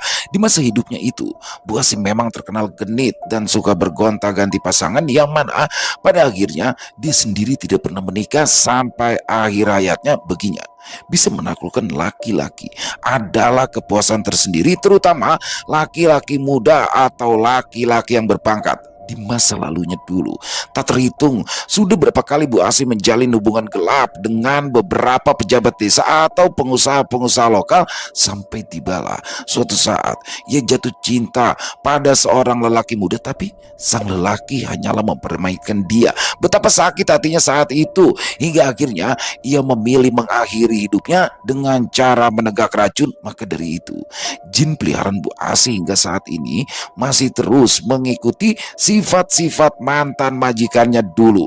Panjang lebar Mbak Tejo menjelaskan. Dan keesokan paginya, orang tua Andi melihat Andi duduk termenung di samping jendela kamarnya sambil matanya terus menatap keluar rumah dengan tatapan kosong. Ya, Jiwa Andi seolah terpasung bersama dengan terpasungnya sosok jin yang menyerupai Bu Asi. Ia terlihat seperti seorang lelaki yang menunggu kehadiran sang kekasih, rindu yang teramat dalam. Orang tua Andi pun dengan sabar terus merawatnya, walaupun Andi kini menjalani hari-harinya dengan hanya duduk termenung, dengan tatapan mata kosong dan tak pernah mau berbicara lagi. Saat itu pun mulai tersebar ke santero desa jika Andi sudah terkena gangguan jiwa. Betejo, Papa Idi, dan Bu Sri masih terus berusaha mencari jalan keluar untuk masalah Andi. Mereka yakin bahwasanya anaknya bisa kembali normal seperti sedia kala. Dan Samsul, sahabat Andi ini, masih terus mencoba menghubungi Andi, tapi kini nomor teleponnya sudah tidak aktif lagi. Ia masih menunggu kedatangan Andi untuk bekerja lagi di kantor seperti biasa, tapi ia tak tahu kapan sahabatnya itu kembali lagi. Jawa Tengah, sekitaran tahun 2016. Selepas Isya, suasana di desa mulai terasa sepi. Suara jangkrik dan beberapa binatang malam menambah kesaduan suasana di sana. Ditambah lagi bau asap dari kayu yang dibakar oleh beberapa pemuda desa yang sedang berkumpul ngopi dan ngobrol-ngobrol untuk sekedar menghangatkan tubuh. Semua itu semakin saja melengkapi keteduhan suasana malam di desa itu. Di dalam sebuah rumah yang sederhana tapi tampak cukup luas, terlihat beberapa orang sedang mengobrol di ruang tamu rumah Papa Idi. Di sebuah meja kayu yang di sekelilingnya terdapat 4 buah kursi yang juga terbuat dari kayu. Di situ ada Mbak Tejo, kakek dari Andi. Ada juga duduk di situ Pade Karso yang merupakan ketua RT setempat sekaligus kakak dari ayahnya Andi. Dan tentu saja duduk di sana Papa Idi, ayah dari Andi sekaligus tuan rumah. Ibu Sri sendiri saat itu sedang berada di dapur membuatkan minuman untuk para tamu. Hari itu sudah genap seminggu, kondisi Andi terdiam membisu dengan tatapan kosong, walaupun Andi sendiri masih melakukan aktivitas seperti orang-orang pada umumnya, seperti makan, minum, ataupun mandi untuk membersihkan tubuhnya. Akan tetapi, hampir di sepanjang harinya, Andi hanya duduk termenung di samping jendela kamarnya sambil menatap keluar rumah dengan tatapan yang kosong. Seolah ia seperti sedang menunggu kehadiran seseorang yang sangat dirindukannya. Andi masih saja selalu menantikan kehadiran sosok Bu Asi, kekasih tercintanya dari alam gaib. Dan mengenai kondisi Andi yang sekilas terlihat seperti orang yang mengalami gangguan jiwa ini sudah dibahas di episode sebelumnya, yaitu menurut penuturan Batejo yang mengatakan bahwasanya sementara ini jiwa Andi terpasung bersamaan dengan terpasungnya sosok jin yang menyerupai sosok Bu Asi. Hal ini sengaja dilakukan oleh Mbak Tejo agar sosok Bu Asi tidak bisa lagi berinteraksi dengan Andi, untuk menjaga agar Andi tidak lagi terhanyut terlalu jauh dalam asmara terlarangnya dengan Bu Asi. Walaupun semua keluarga sebenarnya tidak tega melihat kondisi Andi, tapi ini semua dilakukan demi kesembuhannya. Ya, ini semua hanyalah bersifat sementara karena menurut Mbak Tejo sendiri, dia pun tidak akan kuat untuk berlama-lama menahan semua yang dilakukannya. Apa langkah kita selanjutnya untuk kesembuhan anakku Andi, Mbah? Ujar Papa Idi membuka percakapan malam itu. Siang malam, aku terus berusaha melakukan apapun yang aku bisa demi kesembuhan cucuku, sahut Mbak Tejo sambil menghela nafas panjangnya. Tak lama kemudian, terlihat Bu Sri datang dari arah dapur sambil membawa nampan yang berisikan 3 gelas kopi dan beberapa piring camilan. Ayo Mbak, Pade, silakan diminum dulu, mumpung masih hangat, ujar Bu Sri sambil meletakkan nampannya. Bagaimana keadaan Andi sampai hari ini, Sri? Tanya Pade Karso sambil meraih segelas kopi dari nampan. Alhamdulillah, dia masih mau makan dan minum, tapi Ya begitu, dia itu benar-benar seperti kosong, hanya diam saja termenung sepanjang hari, jawab Bu Sri seraya duduk di samping Papa Idi suaminya. Malam ini dia sudah makan belum, Bu? Tanya Papa Idi kepada istrinya. Sudah, Pak, tapi ya gitu, aku harus antar makanannya dan aku pun harus nungguin. Kalau nggak begitu ya nggak akan dimakan makanannya, jawab Bu Sri yang saat itu seperti mulai menahan tangis. Kalian semua yang sabar ya. Kita semua pasti akan terus mencari jalan untuk kesembuhan ponaanku. Pade Karso mencoba menenangkan suasana. Andi ini termasuk jenis balung wangi, ujar Mbak Tejo lirih. Maksudnya apa toh Mbak? Balung wangi itu apa? Bu Sri langsung bercecar sih Mbak. Balung wangi atau tulang wangi ini adalah istilah Jawa untuk golongan orang yang sangat disukai oleh golongan makhluk-makhluk gaib. Nah, cucuku ini, Andi, termasuk golongan balung wangi. Ditambah lagi cucuku Andi ini memiliki weton rebo pahing. Weton rebo pahing ini adalah salah satu weton yang paling disukai oleh makhluk-makhluk gaib. Karena weton rebo pahing ini dinaungi oleh formasi lintang Gajah Mada, di mana orang dengan weton ini memiliki pikiran yang polos, bersih, dan berperilaku sederhana juga sopan. Wataknya pun digambarkan sebagai lakuning banyu, sehingga bisa mengayomi dan juga memiliki keteduhan hati. Panjang lebar di sini Mbak Tejo menjelaskan. Memang hampir semua cocok dengan si Andi, Mbak, ucap Bapak Idi. Ya, padahal jika saja Andi ini bisa mengolah dengan baik jiwa serta pikirannya, maka ia akan menjadi orang hebat ke depannya nanti.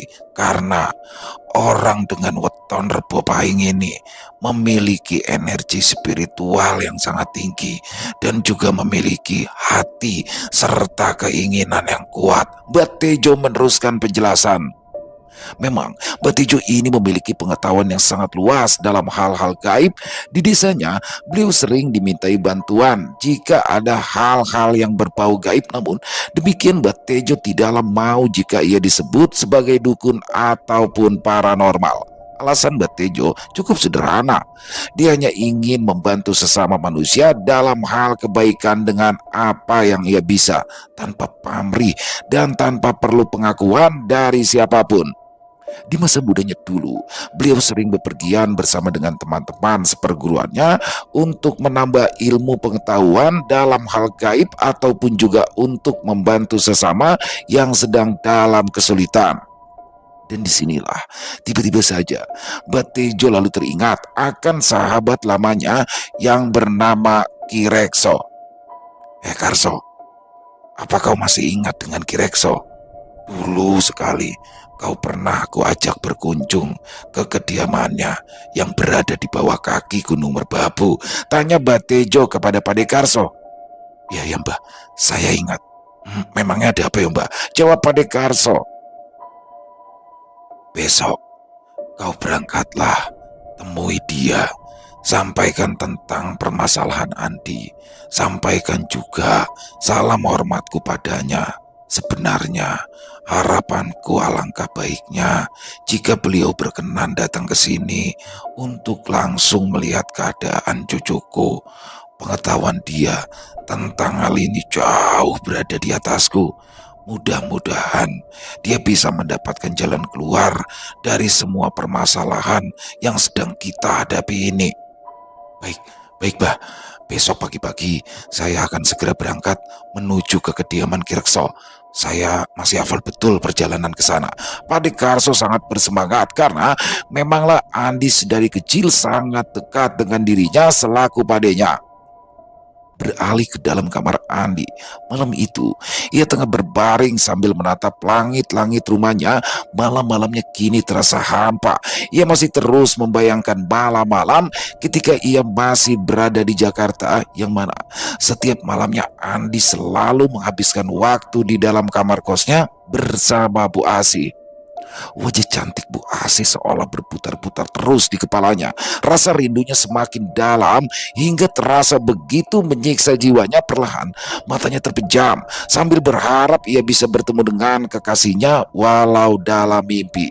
Ya, kondisi fisik Andi memang terlihat normal dan sehat-sehat saja, tidak seperti sebelumnya ketika ia masih berhubungan dengan Bu Asih.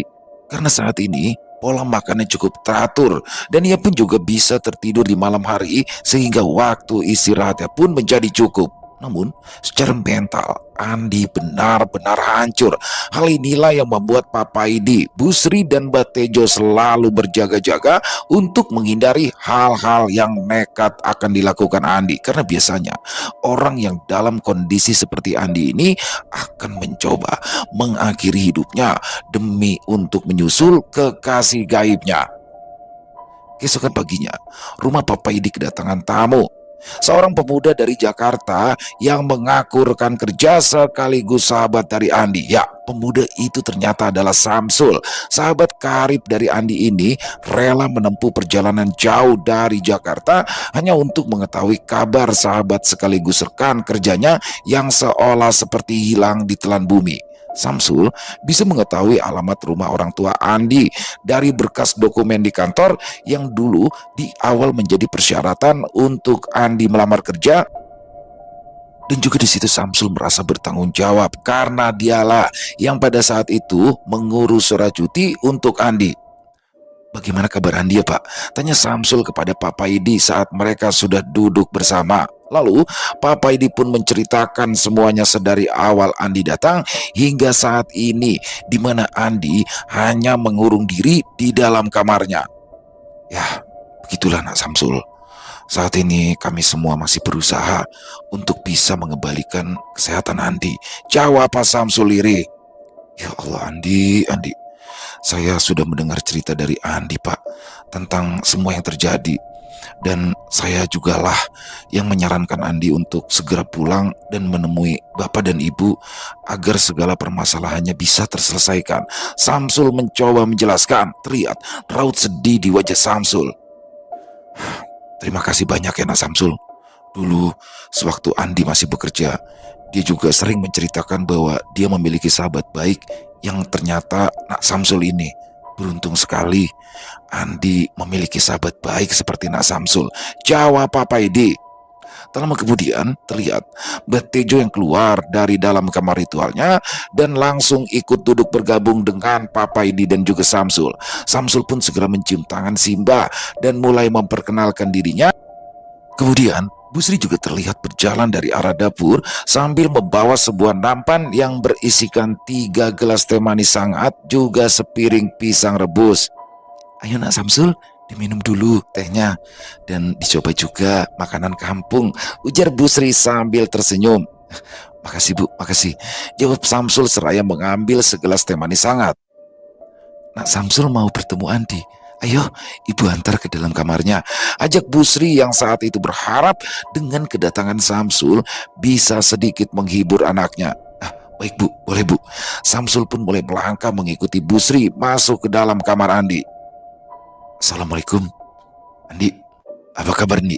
sapa Samsul ketika ia masuk ke dalam kamar. Terlihat saat itu Andi sedang duduk termenung di samping jendela menatap ke arah luar. Andi hanya menoleh sebentar ke arah Samsul dengan ekspresi datar tanpa menjawab salam dari Samsul. Lalu ia kembali menatap ke arah luar jendela.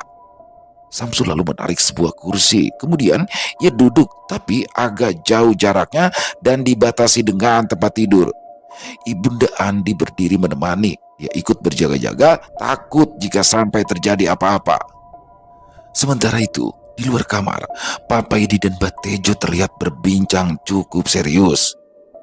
"Aku ndak bisa lama-lama menahannya di dalam pasungan. Makhluk itu terlalu kuat," ujar Batejo dengan nada bergetar. "Semoga saja Pak Dekarso bisa membawa Ki Rekso ke sini di hari ini juga ya Mbah," jawab Papa Edi gusar. "Ya, karena aku sangat yakin jika Rekso bisa membantu kita karena pengalaman dia jauh melebihi diriku.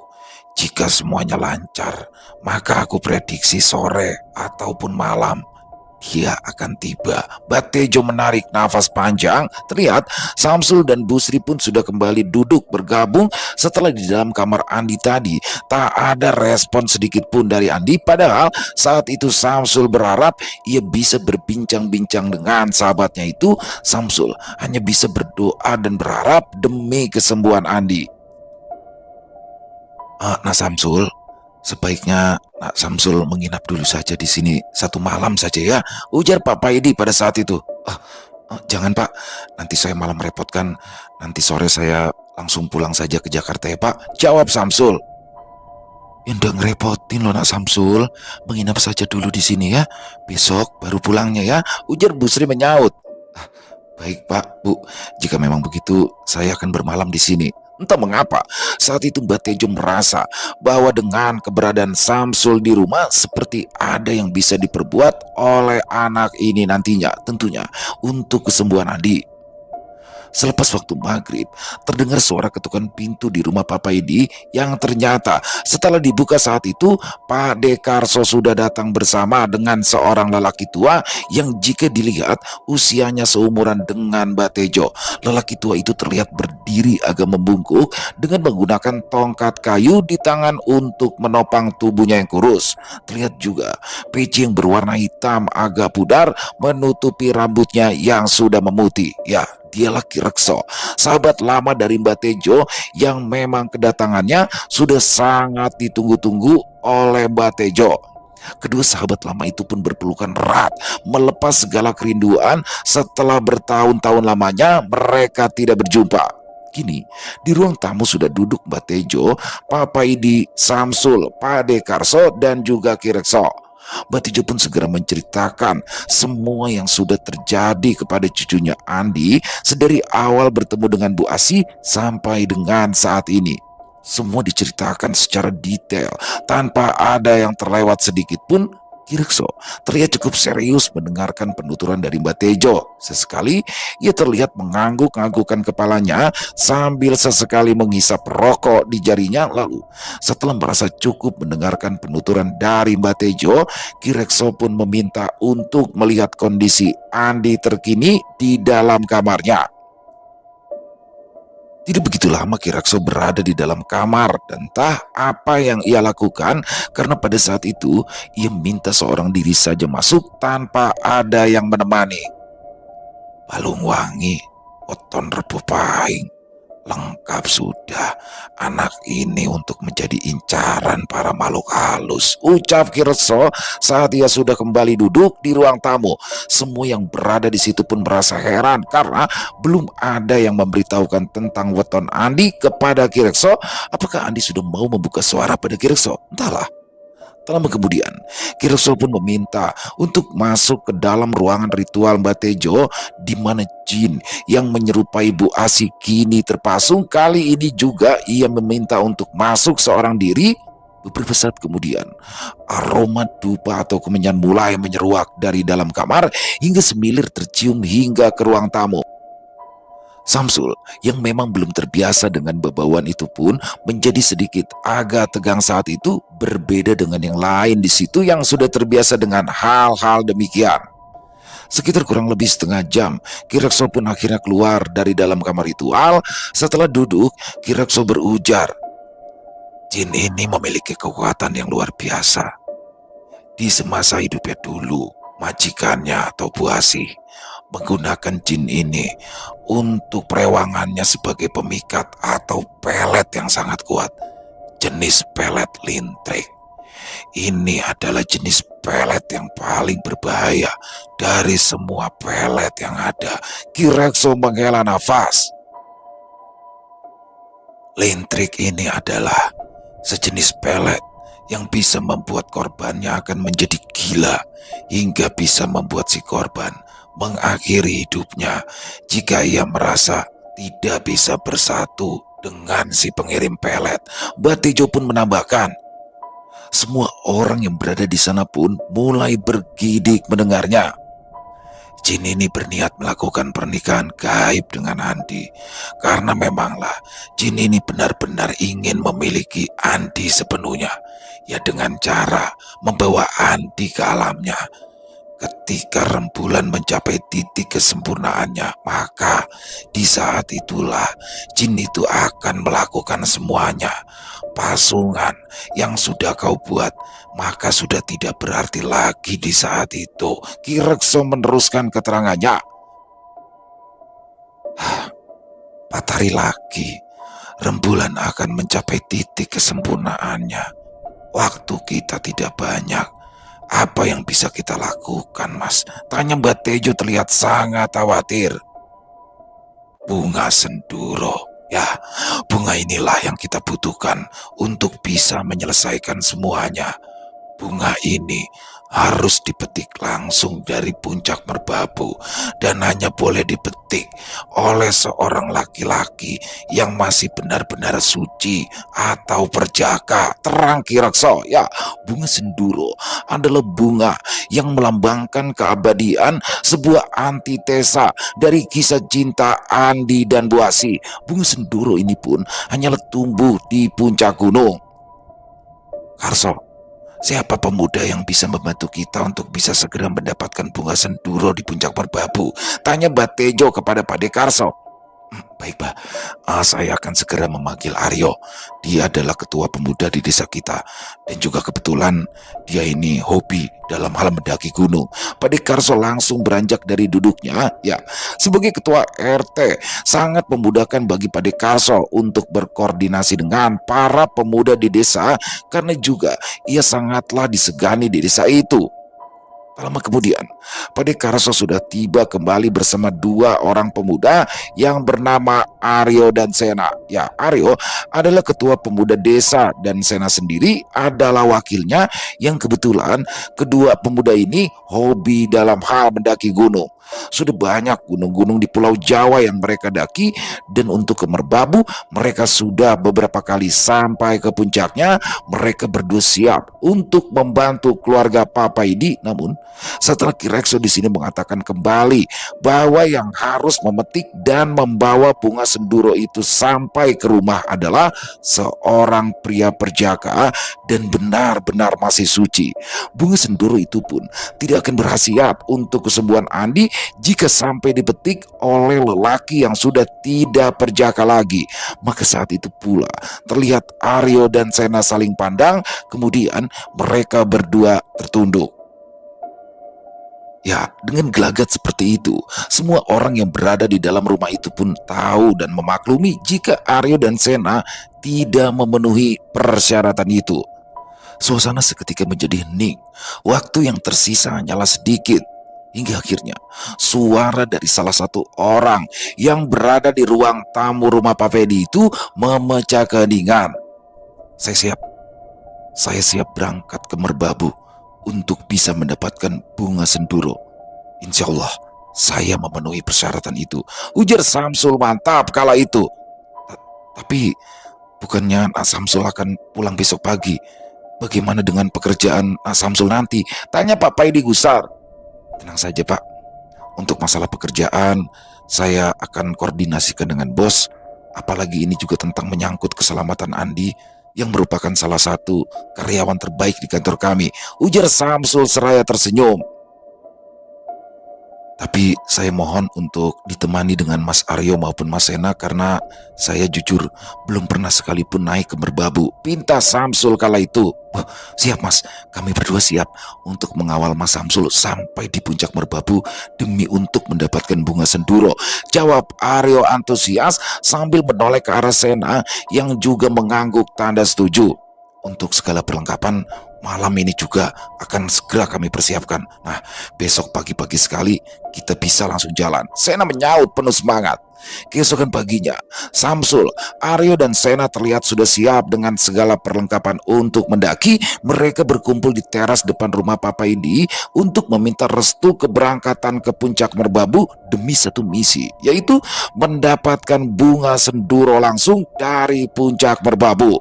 Papa Idi dan juga Bu Sri mengucapkan terima kasih kepada ketiga pemuda yang sudah bersedia untuk membantu Andi. Mbak Tejo pun terlihat memberikan sebotol air putih dalam wadah botol mineral.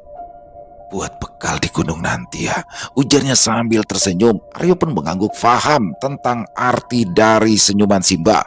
Kirakso pun juga memberikan Samsul sebuah benda yang dibungkus kain berwarna hitam, entah apa isinya. Kamu simpan saja, berhati-hatilah, karena ini bukan pendakian biasa, ujar Kirakso mencoba memberikan nasihat, doa, dan tatapan penuh harap dari semua orang yang berada di rumah Papai di saat itu mengiringi kepergian tiga pemuda yang akan mendaki Gunung Merbabu yang rencananya mereka akan mendaki via Selo karena itu adalah salah satu jalur tercepat untuk menuju puncak Merbabu. Ya, mereka hanya memiliki waktu 3 hari. Menurut Kirekso, jin yang menyerupai sosok Bu Asi itu berencana akan melangsungkan pernikahan gaib mereka dengan Andi 3 hari lagi. Karena di waktu itulah rembulan akan mencapai bentuk terbaiknya dan entah kebetulan atau tidak di hari itu adalah bertepatan dengan weton Andi. Waktu yang sempurna. Sosok Bu Asi di masa hidupnya dulu selalu berhasil menaklukkan semua pria incarannya hingga akhirnya ia menemui lawan batu, seorang pemuda gagah yang sangat ia inginkan gagal ia miliki hingga membuat Bu Asi merasakan patah hati terberat di dalam hidupnya dan ia pun lalu memilih mengakhiri hidupnya bersama dengan dendam yang ia bawa sampai ke liang lahat. Ya, dendam yang mana pada akhirnya mempertemukan dia dengan Andi yang memiliki balu wangi yang mana wanginya bisa membuat bangsa lelembut manapun berebut ingin memilikinya. Jika pernikahan gaib itu benar-benar terjadi, maka jiwa Andi tidak akan bisa diselamatkan lagi. Dan selama tiga pemuda itu pergi untuk mencari bunga senduro di puncak Merbabu, Batejo dan Kirakso pun menginap di rumah Papa Idi untuk selalu berjaga-jaga agar sosok jin yang terpasung itu tidak terlepas hingga nantinya bisa berbuat sesuatu yang tidak baik terhadap Andi. Papa Idi dan Busri selalu juga mengontrol keadaan Andi di dalam kamar demi untuk memastikan putranya tetap dalam kondisi baik-baik saja. Terutama di waktu setelah maghrib, mereka berdua diperintahkan oleh Batejo untuk lebih ketat dalam hal penjagaan. Sudah tampak raut kelelahan dari wajah Papa Idi dan juga Busri karena seminggu terakhir ini benar-benar menjadi satu minggu yang panjang bagi mereka. Sore itu, di teras depan rumah Papa Idi, terlihat matahari yang sudah hampir menuju tempat peristirahatannya. Batejo, Kirekso, Padekarso, dan Papa Idi sendiri terlihat duduk di atas kursi rotan dengan mata yang terus menatap ke arah jalan. Terpampang dengan jelas raut kecemasan dari masing-masing wajah mereka. Ya, hari ini sudah memasuki hari yang ketiga yang mana akan menjadi batas akhir karena nanti malam purnama akan mencapai bentuk kesempurnaannya. Suasana mulai meremang dan perlahan-lahan azan maghrib terdengar berkumandang. Semua orang yang berada di teras rumah pun berangsur masuk ke dalam rumah. Kita sementara sholat maghrib berjamaahnya di dalam rumah dulu, ujar Mbak Tejo. Entah kenapa, perasaan semuanya menjadi semakin aneh kala itu. Ada rasa takut, ada rasa sedih, rasa haru. Semua seperti menjadi satu saat itu. Sungguh perasaan aneh yang tak terlukiskan. Pada saat semua orang di dalam rumah itu melaksanakan ibadah sholat maghrib secara berjamaah, tiba-tiba saja wangi melati seperti menyeruak dari arah kamar ritual Mbak Tejo yang seketika itu juga seolah seperti membungkus seisi rumah. Andi yang pada saat itu sedang terbaring di dalam kamarnya pun langsung terduduk dan memasang mata serta telinganya tajam-tajam. Bu Asih, Bu Asih, kau kembali lagi, ucapnya lirih sambil matanya menatap nyalang berkeliling ruangan. Aku pasti kembali. Aku takkan pernah mungkin meninggalkanmu. Lamat-lamat, suara lembut dari Bu Asi terdengar halus di telinga Andi. Di mana? Di mana kamu, Bu? Aku tersiksa menahan rindu ini, Bu. Andi bergumam pelan. Ia masih terduduk di atas kasurnya, lalu samar-samar terlihatlah sosok Bu Asi di depan pintu kamarnya. Sosok itu terlihat sangat cantik malam itu. Bu Asi menggunakan kebaya berwarna putih dengan rambut yang disanggul rapi. Terlihat kembang melati berwarna putih yang tersusun rapi di sela-sela sanggulnya mencuntai sampai ke dadanya, mirip seperti wanita yang ingin melangsungkan pernikahan. Hingga itu semua benar-benar menambah kecantikannya malam itu. Andi dengan bergetar segera beranjak bangkit dari tempat tidurnya. Bu Asi pun melangkah perlahan ke arah ranjang dengan wajah menunduk seperti malu-malu. Dan ketika kedua makhluk berbeda alam itu sudah saling berdiri berhadapan-hadapan, nafas Andi pun keluar masuk semakin tak beraturan. Darahnya seperti mengalir bertambah cepat, jantungnya berdegup dengan kencang. Tatkala saat itu ia bisa melihat dengan jelas wajah cantik kekasihnya yang pada saat itu berada tepat di hadapannya dengan memakai kebaya berwarna putih transparan hingga terlihat dengan sangat jelas lekuk indah tubuh Bu Asi. Diangkat dagu Bu Asi pelan hingga wajah mereka kini saling berhadapan-hadapan. Kau cantik sekali malam ini, Bu, ucap Andi dengan nada bergetar. Kata-katanya membuat merah pipi Bu Asi. Kau benar-benar cinta padaku? Tanya Bu Asi lembut. Aku mencintaimu lebih dari apapun, Bu, jawab Andi. Jika kau benar-benar mencintaiku, apakah kau mau menikah denganku? Tanya Bu Asi lagi, tapi kali ini matanya menatap tajam ke arah Andi.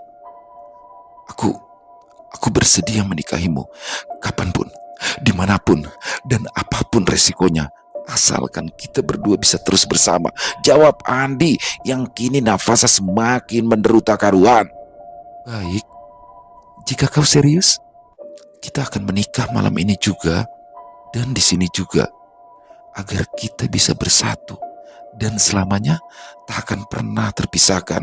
Belum selesai Bu Asi berkata lagi, Andi sudah melingkarkan tangannya di pinggang Bu Asi seraya merapatkan tubuhnya ke tubuh kekasihnya itu. Dan tanpa menjawab pertanyaan terakhir dari Bu Asi, Andi langsung menempelkan bibirnya ke bibir Bu Asi. Andi sudah tak bisa lagi menahan gejolak kerinduannya. Tangannya meraba liar, nafasnya menembus panas. Dengan masih di posisi yang sama, tangan Andi dengan cekatan mulai membuka seluruh pakaian Bu Asi. Dan ketika ia baru saja mulai membuka bagian atas dari pakaian Bu Asi, tiba-tiba saja brak, suara pintu terdobrak. Pintu kayu di kamar Andi terlepas dari kusennya. Di depan pintu kini sudah berdiri Ki Rekso dengan memegang sebuah wadah berisi air yang terbuat dari kuningan. Kedua makhluk yang baru saja akan memadu kasih itu pun terkesiap kaget.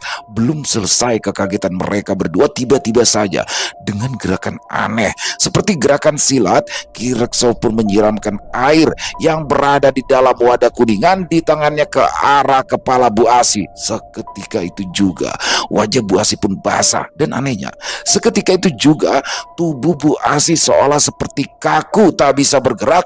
Wajah Andi terlihat memerah, raut kemarahan terpancar jelas melihat kekasihnya dibuat tak berdaya. Terlihat Andi bersiap untuk menerjang Ki Rekso. Sekarang Ki Rekso berteriak lantang, dan tiba-tiba saja dari arah luar pintu kamar Andi muncullah Samsul yang dengan gerakan seperti menerjang, ia melemparkan dengan sekuat tenaga bunga senduro yang ia genggam di tangan kanannya ke arah sosok Bu Asi hingga tepat menempel atau lebih mirip tertancap tepat di kening Bu Asi. Seketika Bu Asi menjerit, tubuhnya terhuyung. Andi pun mencoba menolong dengan memegangi tubuh kekasihnya itu, tapi segera ia lepaskan kembali tubuh itu karena aneh. Tiba-tiba saja saat itu Andi merasakan tubuh Bu Asi terasa sangat panas hingga terasa tangan Andi seolah seperti terbakar. Kalian apakan dia? Andi berteriak ke arah Samsul dan juga Ki Rekso. Dan ketika Andi kembali ingin menolong Bu Asi, samar-samar wajah Bu Asi berubah-ubah dari cantik berubah menjadi pucat sepucat mayat. Terlihat di sudut mulutnya mengalir terus-menerus air liur berbusa. Ya, sosok Bu Asi seolah memperlihatkan sosoknya di akhir hayatnya, di mana ia mengakhiri hidupnya dengan menegak racun. Dan dengan disertai jeritan panjang, sosok Bu Asih pun perlahan-lahan berubah menjadi sosok jin besar berwarna merah licin, ya, kulitnya licin mengkilap, berkepala pelontos dengan tanduk kecil di atas kepalanya dengan mata kuning menyala. Sosok jin itu menatap tajam ke arah Kirekso dan juga Samsul seraya menyeringai hingga memperlihatkan sebagian taringnya. Andi terperangah, kaget, rasa takut, kasihan bercampur aduk menjadi satu hingga akhirnya Kirekso menyiramkan lagi sisa air di dalam wadah kuningan itu ke arah sosok jin tersebut, disertai suara jeritan lalu berubah menjadi lolongan panjang yang membuat siapapun bergidik mendengarnya. Sosok jin itu berubah menjadi asap berwarna merah pekat lalu bergerak melayang ke arah keluar melalui jendela kamar Andi hingga akhirnya menghilang di tengah gelapnya malam. Dan tiba-tiba saja tubuh Andi menjadi limbung, pandangannya menjadi samar, Andi pingsan dalam keadaan masih telanjang bulat. Suara rintik hujan terdengar halus di atas genteng rumah Papa Idi malam itu. Suasana rumah kala itu sudah berangsur tenang. Tampak di ruang tamu keluarga Papa Idi kini duduk berkumpul Batejo, Kirekso, Samsul, Padekarso, dan Papa Idi selaku tuan rumah. Tampak juga di sudut ruang tamu Andi terbaring berselimut di atas dipan kayu dengan didampingi ibunya yang masih saja terus meneteskan air mata. Anakmu itu sudah baik-baik saja sekarang. Pengaruh lintrik dari jin itu sudah menghilang sepenuhnya. Dia hanya perlu beristirahat karena sudah lama sekali ia berada di dalam pengaruh lintrik itu. Pastilah dia lelah secara mental maupun fisik, ujar Kirekso menjelaskan. Apakah sosok jin itu sudah benar-benar binasa, Ki? Samsul memberanikan diri untuk bertanya. Sosok jin itu tidak bisa dimusnahkan. Sesuai janji dia pada sang pencipta, bahwasanya dia akan terus menggoda manusia sampai hari akhir tiba. Kita sebagai manusia hanya harus menjaga diri agar tidak pernah lupa kepada sang pencipta, jawab Kirekso sambil mulai membakar rokok kretek di sela-sela jarinya. Setelah ini, kita harus memberitahukan dan juga membimbing Andi.